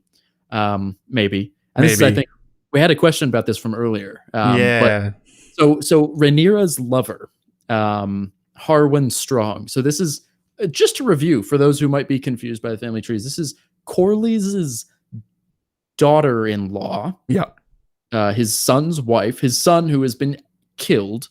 And this lady has also cheated on his son and had a bunch of kids who don't look anything like them and caused a whole bunch of political problems. And also might be fucking her uncle at this point. I can't remember if that lines up, but yeah, and maybe Kristen Cole. Oh yeah, Kristen Cole. Anyway, he doesn't like her. And so the guy who is probably the father of her children mysteriously dies in a fire. With his father at Harrenhal. Yeah. Meanwhile, Larys Strong is Master of Whispers, I think, at this point. Weird. Harwin's younger brother, who now inherits Harrenhal, and also Alice Rivers is in Harrenhal, the bastard daughter of Lionel Baratheon, who's super happy because she basically now rules Harrenhal with Larys and King's Landing. Yep. Seems very likely that Corlys or Daemon was behind this one too, working with Larys, especially because Larys and Corlys are allies later on a different murder. But anyway, and then. Yeah, there's a few other murders, but they all work out really well for Daemon Targaryen. Everything's coming up Daemon, which should tell you they were probably engineered by Daemon. Yeah, he's a man who makes his own luck for sure. Yeah, and that kind of brings us to the dance, right? To the escalation of conflict to the point of war. Yeah. Before we do this, by the way, spoilers. If you're watching this as we come up to House of the Dragon, you're like, I want to learn about Corlys Velaryon. He's been cast. What do I know about him? We're about to tell you what happens probably in House of the Dragon. So like, this was all backstory before this. This is what's going to happen during the show, most likely. So, Michael, what's going on with Corlys at the start of the Dance of the Dragons? What's the situation? Okay, well, sit rep. So Corlys, I mean, he's in Rhaenyra's camp, whether he likes it or not. But more accurately is kind of attached to Daemon. Yeah, riding Daemon's dragon here in that sense. Yeah, in that sense too, maybe. Yeah, I mean, and of course, as we mentioned earlier, he is enormously powerful in terms of ships. He controls the gullet, he controls the Blackwater Bay, which is going to be the strategic battleground for the dance. The dance basically takes place on in the Crown Lands and in the east coast of Westeros, with a few very minor exceptions. So, his position here, he is standing athwart the gullet with many lives in his hands. And of course, he's in this really uncomfortable position. He doesn't like Rhaenyra necessarily. Her bastards, Jace, Luke, and Joffrey. Everyone knows they're bastards, and so he's kind of relying on like any future relationships to work out here. Any future connections, that is, with Rhaenyra and Daemon. Mm-hmm.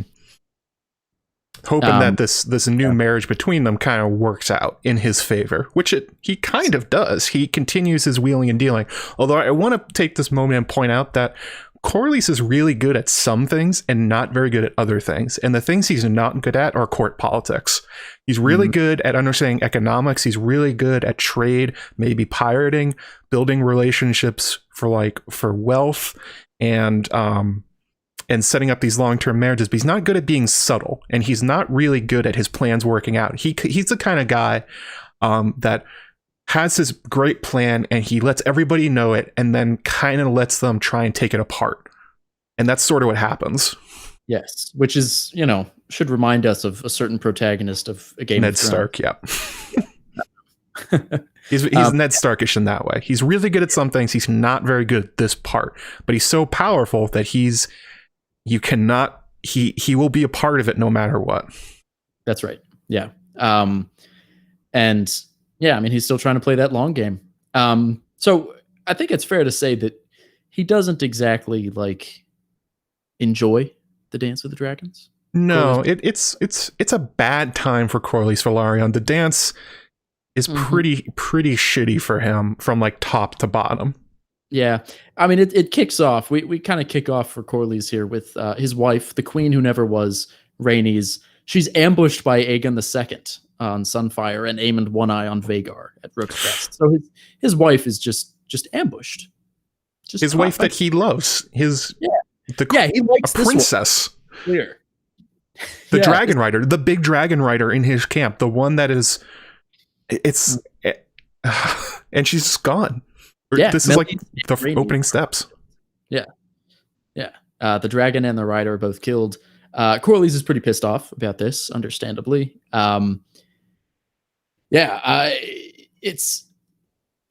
There's a lot of, I want to kind of limit the scope as much as possible because there's a lot of like which kids are riding which dragons and which dragons belong to whom and who's in whose camp and all that. I think the important part, right, is that Corlys, right from the get-go, he kind of has some of his best assets snatched out from under him emotionally and like tactically. Yeah, that's true. Yeah. Do you want to carry us through the next part here? And this also continues to make Corlys extremely mad at Rhaenyra because the whole reason that Rhaenys dies is because she was on her own. Jason, Luke were prepared to jump on their dragons and go with her, and Rhaenyra, which she does throughout the entire war, says, no, they can't go, which is confusing because she's now married Daemon, and Breakbones is dead. But Rhaenyra obviously very clearly cares about these three kids, despite the fact that they are Breakbones' kids and that they are causing all the conflicts. She's not willing to let them go in any way. She doesn't even want to risk their lives. Maybe a more Crusader Kings player would be like, oh, I'm going to put Jason in charge of an army and march him into like a slaughter or something like that if you want to get rid of him. Rhaenyra is not willing to do that.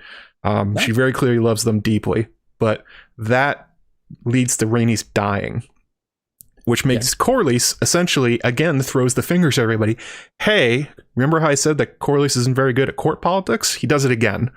He pulls all of his support of the blacks at this point, which Jace only brings back because he bribes Corlys to be Hand of the Queen, which he isn't really because Daemon's the Hand of the Queen for the most part. Right. Yeah, it's probably the best example of like the meaningless soft power titles that the Velaryons end up with. Yeah, where it doesn't change anything for him. It also doesn't change the fact that he has basically at this point no good heirs. No. Laenor and Laenor are dead. Laenor's sons are very transparently not Velaryons, and he doesn't like them very much, it seems. Baela and Rhaena, who are Laena's daughters with Daemon. So it's all little ancestors here. But Baela and Rhaena are engaged to Jace and Luke, if I remember right. Yeah. He's not a huge fan of that either. So he very conveniently is like, hey, check it out. I found these two guys. These two guys down the street from me, Adam and Alan. Adam and Alan of Hull. That is convenient. How did he find those kids? He's so sharp. Well, I mean, of course, they are Laenor's kids. Kids. Really? Laenor produced kids? That's strange. I thought the whole thing about Laenor is that he didn't have any kids because that's the whole thing about the other ones. So wait, so he not only had kids, but he cheated on Rhaenyra, the most beautiful woman in Westeros? Yeah. Weird. I mean, I'm definitely of the opinion that these are Corlys' natural children, right? I mean, these are his bastard kids who I would bet that he kind of knew about them in a like Varys knows about Gendry sense. Back pocket. Yeah. In case things go really wrong. Well, he's got these kids. And actually, one of them is a dragon rider. That's unbelievably. Right.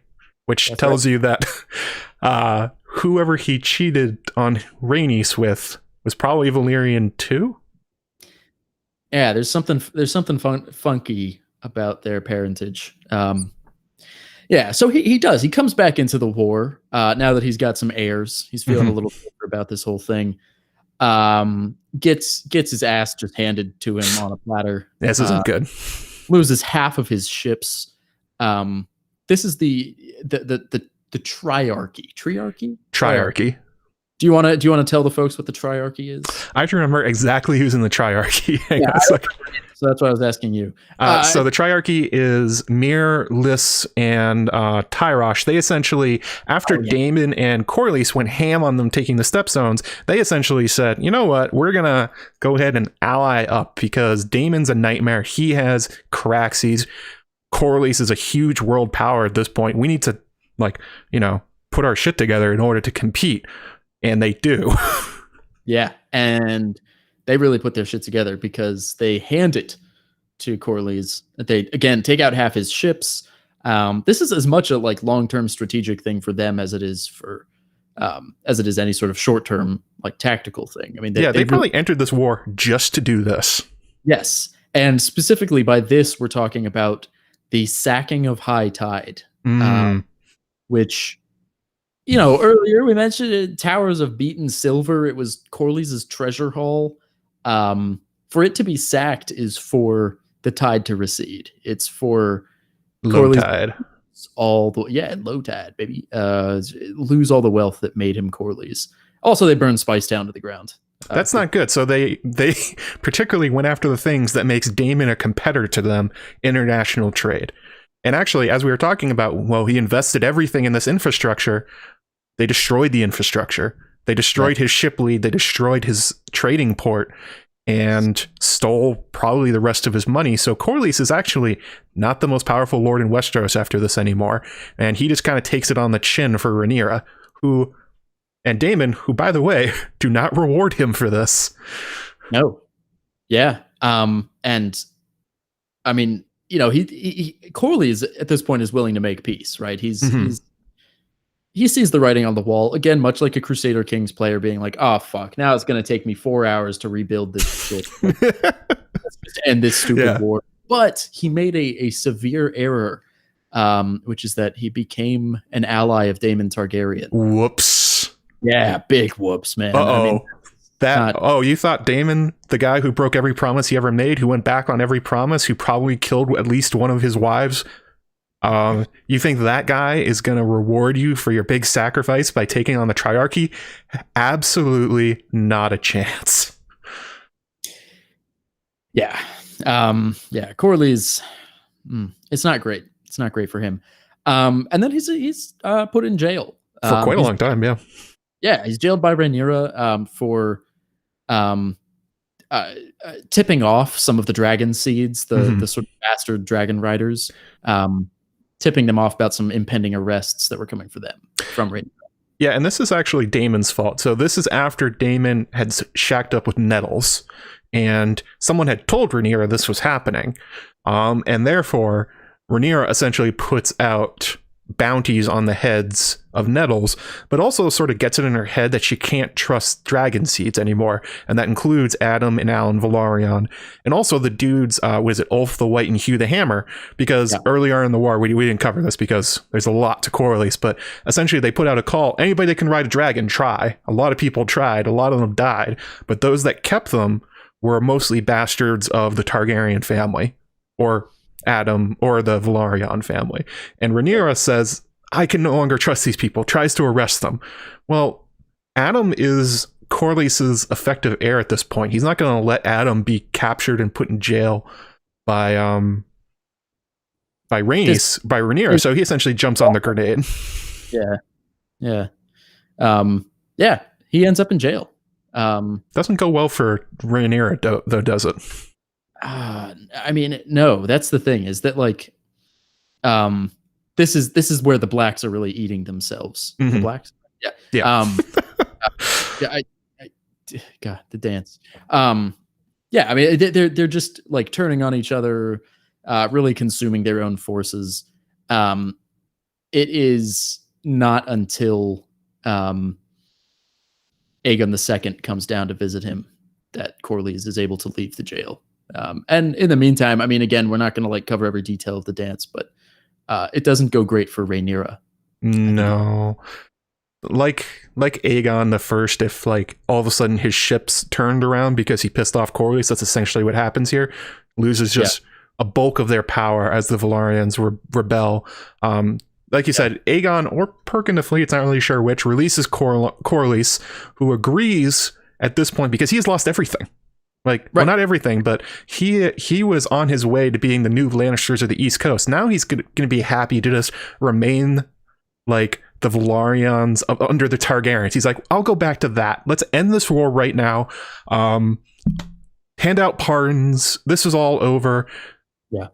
It's cool. Larys Strong gets Alicent Hightower on board for it. Again, like I said, Larys Strong and Corlys working together here. Looking back on the death of the Strongs, can kind of put that one together. Watch for that in the show. They're probably going to be best buds. Aegon, though, nixes the whole thing. He's like, absolutely not. I can't forgive these people. I've been like burned half alive. Sunfire is like almost dead. You've killed tons of my family. Like blood and cheese has already happened. I have to make everybody pay. Corlys storms out in his classic move. And then someone goes to bring him back. Who is it? Larys Strong. And the story we get from Fire and Blood is that the two of them work together to kill Aegon II in order to end the war for once and for all. Yeah. I would. That sounds right to me. That's probably exactly what happened. I would agree, and also I think you're right that their buddiness here is good evidence for them working together on the Harwin Strong joint. Yeah, that like they had already collabed once. You know, they knew this game, and I think there's also kind of a redo here of the kind of weird almost camaraderie between Varys and Ned at the end of Thrones, where you have these two unlikely people, one of them this very slippery dude and one of them this very like man of action, but they end up as unlikely allies trying to forestall the like insane deeds of this like miserable awful boy king. It's just that Corlys is willing to kill the king. He's willing to kill the Joffrey Lannister of his time, which is Aegon II. Although weirdly, George then punishes him with the actual Ned Stark of the story. Yes. Hour of the Wolf. Ow! Hour of the Wolf. Oh, do a good howl. What? Do a good howl? Yeah, do it. Ow! Perfect. Yeah. Hour of the Wolf. Cregan Stark comes in. He's not big on people killing kings. He takes over King's Landing. He holds his trials, if you can call them that. He puts to death Larys Strong for killing Aegon II. He sees through the bullshit. He's like, I know exactly what happened. You wanted to stop losing everything, Corlys. Larys, you were on board for this because you've kind of got what you want. You have Harrenhal at this point. Like you just want to end it. You have your power. You guys did it. Kills Larys Strong. Is about to kill Corlys, but he's spared. Corlys walks away from this unbelievably. Jesus. In a disputed, I don't exactly know how it happened. George isn't even clear on it. Yeah. Baela or Rhaena, or maybe Black Alley Blackwood appealing on his behalf. I think no matter what the story we get is that it's kind of like a woman's mercy that saves Corlys from Cregan. And yeah, I mean, Corlys is, if I remember right, pretty physically fucked up at this point, right? Yeah, he's been in jail for a while. He got beaten up when he initially got arrested by Daemon. When I say by Daemon, it was by Daemon. I mean, Rhaenyra sent out the orders, but it's Daemon was really in control of a lot of this, and it seems like he tends to turn on his partners. And it seems like him imprisonment was Daemon going like, I don't need you anymore. You're not as powerful. You lost your ships. We're just going to go ahead and get rid of you. But yeah, and I think it speaks a lot for Corlys' character that at the end of this war that there are still people that really, really like him. There are people that are still in his camp, and I think you can understand why. As we're going through this, was there anything Corlys did that was like super immoral? Was there anything he did that was like out of the norm? Was there anything he did that most lords would not do? No. He fought pretty much by the rules, and that's kind of why he took it on the teeth. Yeah, right. And I think, you know, he was fulfilling the lordly role too of like trying to advance your house's power. You know, he was trying to make the good marriages. He was trying to, I mean, he was living the American dream of Westeros. Yeah, I mean, it went one way. Now, look, I mean, he lived out the rest of his days as the regent for Aegon III, which there's worse ways to live out the rest of your days. Yeah. He finally passes away at the age of 79. What a 79 years. I mean, 79, that's nothing to sneeze at in Westeros, especially when you're a guy who fights and shit. Especially all the places he get. Like, we know that there's crazy diseases around the world that everybody gets and dies from in like horrific ways. He dodged all of those. He dodged 9 voyages worth of pirates. He lived through an entire civil war only to die as regent in King's Landing, having lived through a war where he was on the wrong side. Unbelievable. Not only on the wrong side, but like had no actual, I mean, it is, I feel like we aren't dwelling enough on the fact, and we don't have to, but that it's insane that he survives the Hour of the Wolf. Should not have. Insane. Absolutely not. They had him dead to rights. He did it. Yeah, I mean, literally at their mercy. And the Starks are not known for mercy. Sure ain't. But no, instead it's natural causes that takes the sea snake. He's buried at sea on the sea snake. Oh, Viking funeral. Yeah, the boat is set aflame, presumably by a better archer than Edmure, and set out over the sea. And then we get this kind of weird like postscript at the end here. What the fuck? The Cannibal the dragon. Yeah. Very rarely seen. He's too dangerous. Nobody gets near him. He killed every dragon seed that tried to take him. Yes. But Cannibal flies out over the ship as it sails off burning with Corlys on it. Which is strange because it's from Driftmark, not Dragonstone. So Cannibal went to Driftmark and flew over a burning ship for some reason. Yeah. I don't know. I feel like, if I were writing fan fiction, I would take that. I would take the parentage of Adam and Alan, and I would like smoosh those together into a story about like Corlys' secret life or something, like, yeah, it's strange. It's also well deserved. If anyone deserves a dragon salute at their funeral, it's Corlys.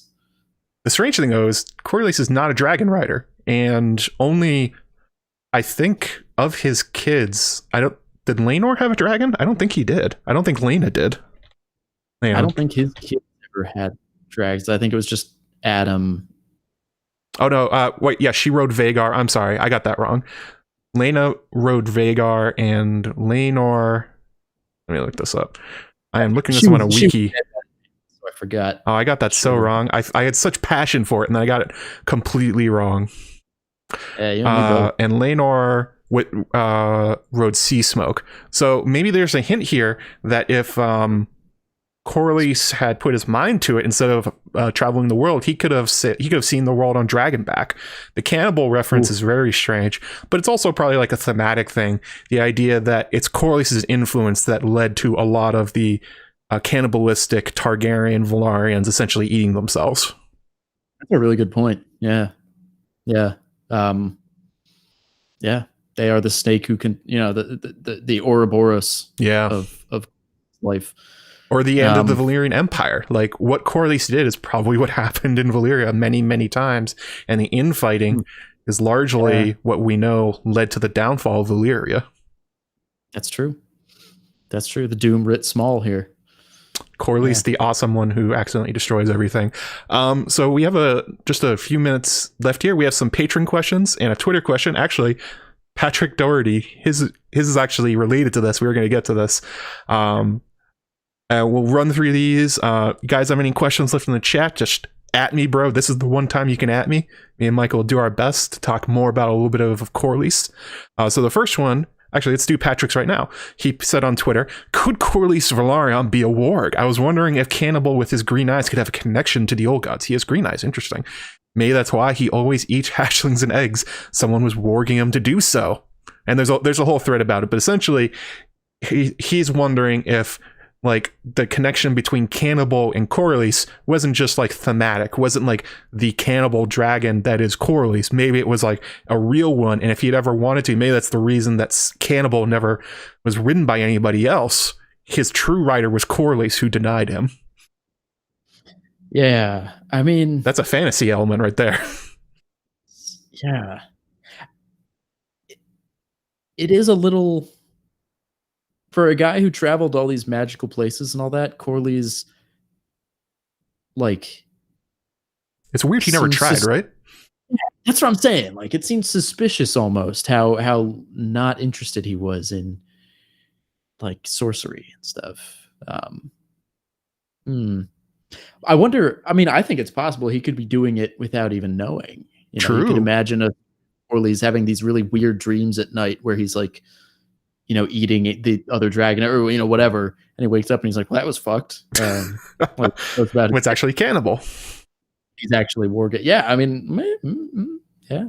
Actually, if he did the Song of the Seasnake, it would be interesting on his first trip on the Cod Queen, the Dragonstone, if he saw cannibal and they locked eyes.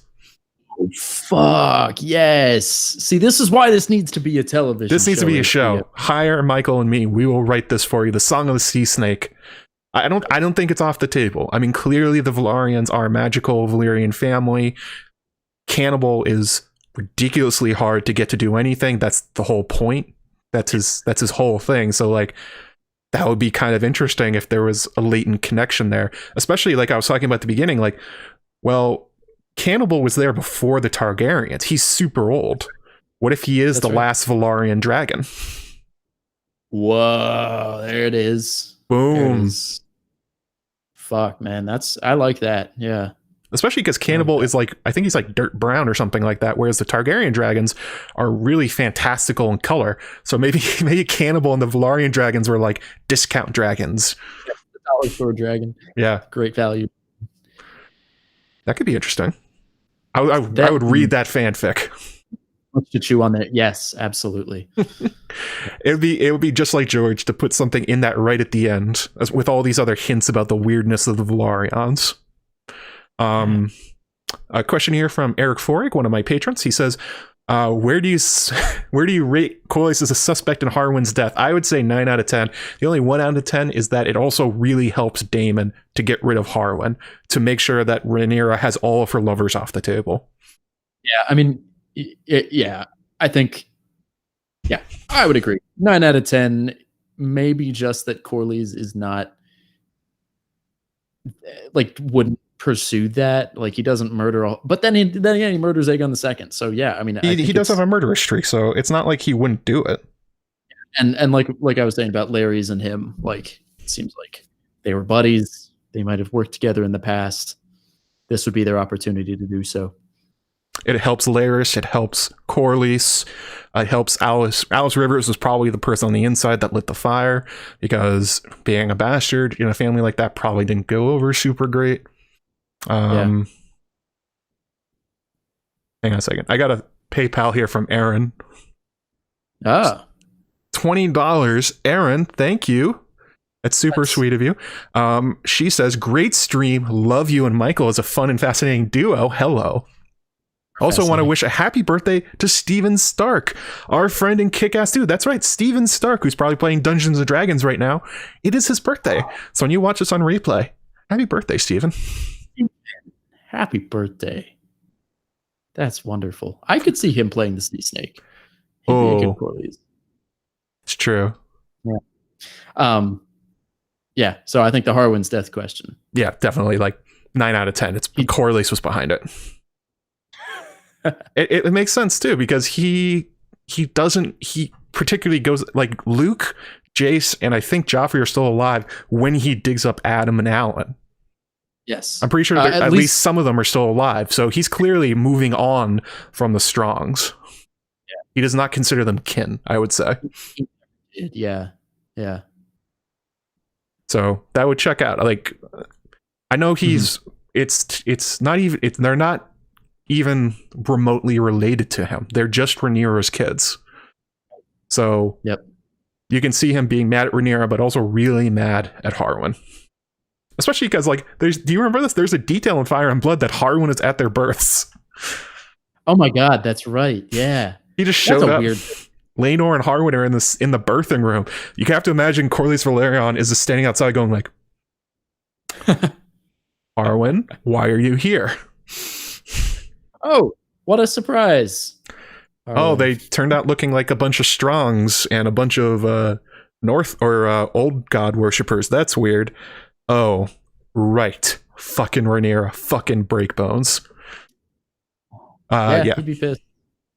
Rightfully so. And then, like, actually, that's one of those things that I've wondered about. The way that Luke, Jace, and Joffrey go down. One of them's not an accident. Aemon One Eye chases him down and kills him, but the other two are kind of strange. You have to wonder if Corlys maybe had like a sub plan of getting rid of them. Because he doesn't want them to inherit House Velaryon, but they are going to, as it stands. I'm gonna have to roll away from the camera for a second to Google something. Oh boy, rolling away.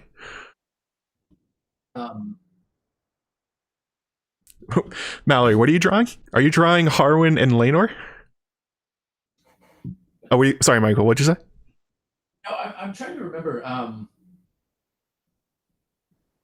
Okay, so Jace Velaryon. I'm looking up how the three of them died. How Jace, Joff, and Luke. Luke dies by Aemon One Eye. Jace dies, I think, in a riot. Yeah, no, he dies. He's in the Battle of the Gullet. Oh, he gets shot. Yeah, he gets shot, and then he's like clinging to wreckage and is shot by Myrish crossbow quarrels until he sinks. Maybe that's not what happened. Maybe it was the Velaryon bows that turned on him. Yeah, that's kind of where I'm at there too. And Joff, of course, dies in the dragon pit, trying to tame a dragon because Rhaenyra had him with her the whole time. Oh, Mallory's going to draw Corlys and Cannibal. There you go. Perfect. Draw that one. That would be awesome. But anyway, I mean, sorry, I didn't mean to rabbit hole that too much. But that's good. Like, you could see Jace's death at least being, in the heat of battle. Maybe Corlys is like, hey guys, just pop a few over there real quick. Also, because Jace was supposed to be married to either Rhaena or Baela, and Luke was supposed to be married to the other one. But we get the stories about Jace, and he apparently got married in the north to Sarah Snow. So this is fucking up Corlys' plans even more. Oh shit! Yeah, he's messing up everything for Corlys. Okay. Oh damn! I love this dark Corlys we have. So maybe he. This is why I say I'm not sure he was a good person. But I'm not sure he's exclusively bad, but there's a lot of room here for Corlys taking out hits on people. He has the money. He definitely has the connections. He's buddies with Larys Strong. Although I'm not sure. Would Larys kill Jace? Well, he doesn't seem to be very fond of his older brother, Breakbones. Yeah, and I mean, speaking of that, I think there was another question too about Laenor's marriage, right? Which I think is a relevant one. Oh, yes. How did Corlys anticipate Laenor's marriage working? Was he in denial about Laenor's leanings, or do you think Laenor would dutifully put the work to produce heirs? I think it's the second one. I think Corlys very clearly expected this to produce the next king of Westeros, who would be a Velaryon. That's what he was hoping for. And he knows that Laenor and Rhaenyra don't like each other, but he probably, in much the same way that he lived his life, he probably appealed to his sense of duty. He's like, look, I went all around the world. I had a lot of fun. You can have fun too. Have your boyfriends on the side, Laenor. But when I came home, I put everything into House Velaryon. I put all the money here. I didn't waste it on anything. We're trying to build something here. You're on board, right, Laenor? Yeah, totally. You're definitely gonna produce heirs, right? Absolutely. Doesn't do it. And he's in a hard spot too. I mean, for all that we talked about evil Corlys, he is not like filicidal or whatever. Like, he's not going to just kill off his male heir. No. And Laenor is his male heir. Like, if Corlys wants to play the Game of Thrones, he has to play. Mm-hmm. And playing Game of Thrones means your male heir is the most important one and is his best shot at getting a Velaryon on the throne of Westeros. So I feel like there's got to be a part of it where it's like, well, fuck it. This is my one shot. Like, I don't have another option. I don't have a backup son. I don't have, any other choice. Well, he has a backup daughter, which he then tried with Daemon. Exactly. Yeah. Like, so, yeah, I don't know. I mean, I don't think he was in denial necessarily about Laenor, but rather was just like firmly believing that like well, I'm putting all my eggs in this basket. This has got to work. Yeah. Aaron in the chat brings up a good point. Renly was prepared to do the same thing. There's plenty of rulers that were not either sexually attracted to their wives or didn't even like them. Some of them hated them, and they still, most of the time, did what they were supposed to. But you have a real Cersei Robert thing going on here. And actually, that's one of those connections for House of the Dragon as you're watching. Cersei and Rhaenyra have a lot in common. And in this instance where Corlys is forcing Laenor to marry Rhaenyra in order to help the family, well, you're starting to get Tywin vibes, aren't you? Yeah. A little bit. Yeah. I mean, yeah, becoming the wealthiest man in Westeros doesn't make you a good person. It means that you are now forced into a situation where you have to make these really awful decisions about people's lives. And I think that's, I mean, so I believe it's Adam. Is it Adam who ends up, Adam or Alan, who ends up with the horrible back scars from the burns? It's one of the. I think it's Adam. I don't think Adam Velaryon. Adam Velaryon. Because Alan the Oakenfist did not ride a dragon. Yeah. Anyway, I think those. Yes, it was Adam. Sorry, Adam of Hull got burned by sea smoke. Right.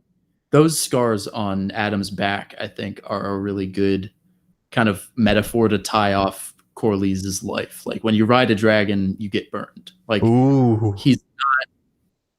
You can't just participate in this Game of Thrones and only win. Like Adam ended up riding a dragon, right? He ended up becoming a Lord of Driftmark, I believe.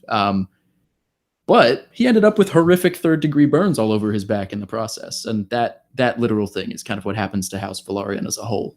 Adam did not end up Lord. He ended up dying at Tumbleton. Alan did. Yeah, Alan, and right.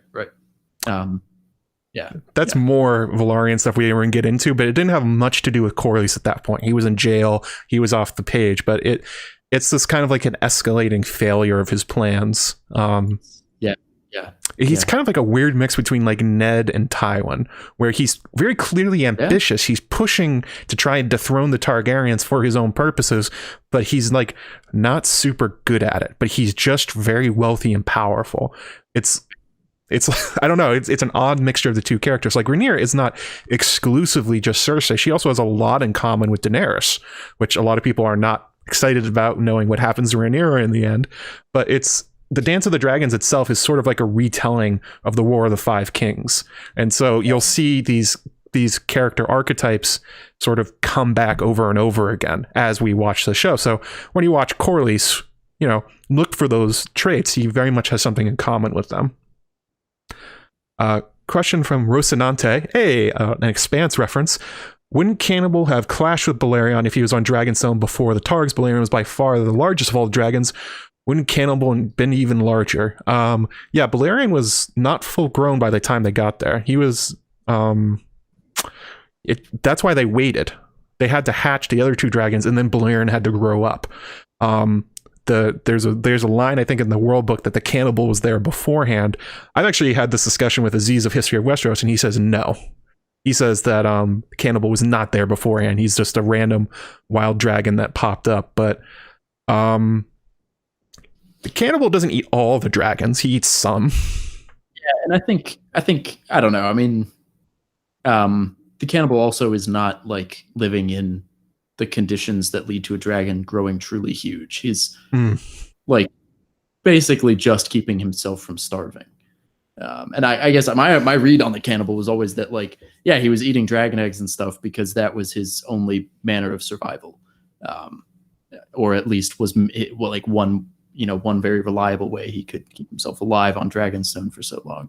But if he was there before the Targaryens, then obviously he eats other stuff. It's probably fish and stuff like that. Yeah, and sheep from the surrounding areas. I don't know. I mean, I think Dragonstone's a big island. The show kind of shrinks down, but I think Dragonstone itself is pretty big. There's a lot of dragons there. At one time, Vhagar, Balerion, Cannibal, Sheepstealer, and what's the other one? There's another wild dragon. I know, but Vermithor and Vermax, or Jaehaerys and Alysanne's dragons, they're all living there at the same time. And it's so big that Sunfire the Golden, Aegon II's giant golden dragon, hides effectively and no one sees him. Yeah, right. It's a big place. I always thought with the discussion of the wild dragons and stuff in the dance, my assumption was always that there were other wild dragons who were just like too wild or too small or whatever, but like that we don't know the names of every single dragon that lived on Dragonstone, I guess is what I'm saying. So I don't find it crazy that one of the dragons could like hide in a shitty little cave on the backside of the island and like pop out every once a decade to eat everybody's eggs. Like that to me makes a lot of sense. Actually, I forgot the other one. Grey Ghost. That's the other one. That's the one who did what you said. It essentially nobody could find it. They tried to tame it and it just essentially ran away every time and hid deep in the caverns. Mm-hmm. So yeah, about that one. Do you have to go or do you have time for one more? One more. Okay. Let's find a good question here. Did you see one in the chat yourself? I can't read. So, bummer. Can't read anything. That's right. Michael is illiterate. I am. I've never read A Song of Ice and Fire. You got me these wild card books too, right? Which makes it funny that you printed out the script that you can't read. I like to be able to look like I'm reading. So, oh yes, I'm reading the chat now, Matt. On this page. Let me scroll up a little bit. Now, just so everyone knows. I completely my office. Oh, here we go. Dornish Dame says, do you think Aurane links up with Dany or young Griff to try and reestablish the close links between the Targaryens and the Velaryons, bringing that back to wins a winner? What do you think? This is the perfect question to end on. Yeah. I think Aurane, I don't know. I don't have super strong opinions about him, but I could see him absolutely hooking up with Aegon, Griff, and kind of in the way that Aegon is recreating sort of the myth of the Targaryen king and all that kind of stuff, which is going to be annihilated by the actual Targaryen dragons with Dany. I could see him standing in as the same as like the Velaryons come again, right? The masters of ship. He already is. He's already got them. He's got the ships. He's ready.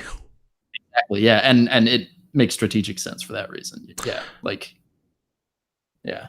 I also really like the idea that that Aurane has taken up as Pirate King of the Stepstones, and it's like I really think that's George telling you to look back at Velaryon history and be like, maybe he did this because this is what they have done for thousands of years or hundreds of years. That Corlys, he gets a lot of good write-ups, but he also acquired a lot of wealth really well, never got caught, nobody ever sacked him or anything until the Triarchy. It's like either you are the most incredible person in the world or you did some shitty things in the far side of the world that you never told the Maesters about.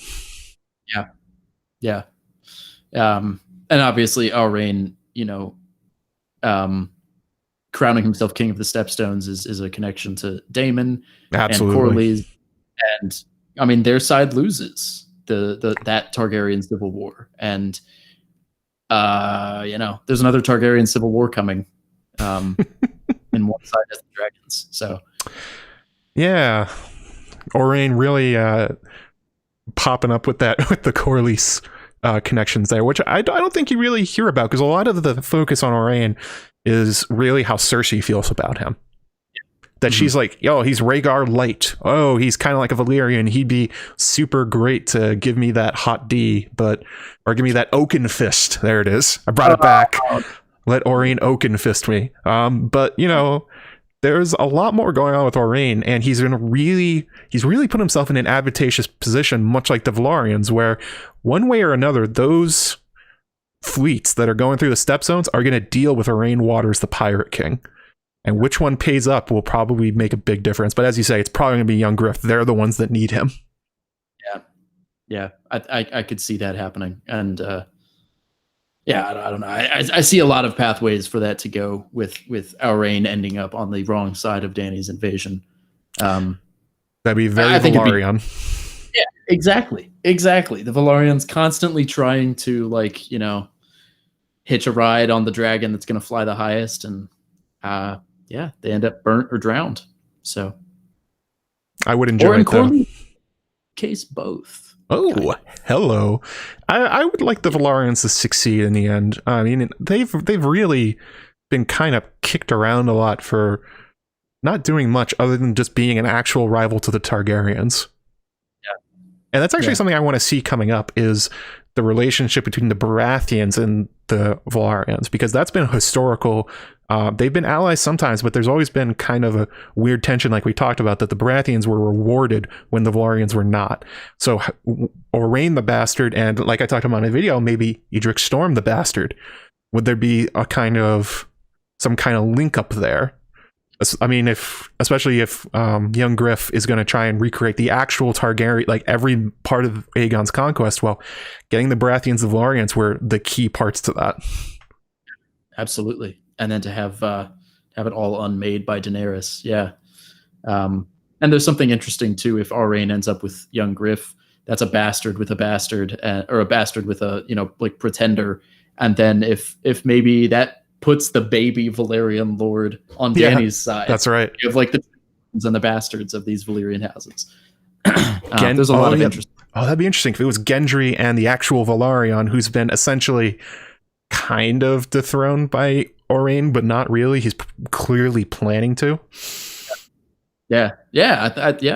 Kind of this like mirror universe, bizarro world Targaryen court, which again, that's what the dance showed us, are these two sort of opposing Targaryen courts. It's the cannibal all over again. It's the Ouroboros, the Velaryons and Targaryens eating each other's tails, and the Baratheons, who are Valyrians, but they always get forgot because they are big beefy boys. Yeah, I mean, they're stags. They aren't snakes, and I think that for as much as this series is called A Song of Ice and Fire, it could also be called The Song of the Seasnake. Song of the Seasnake.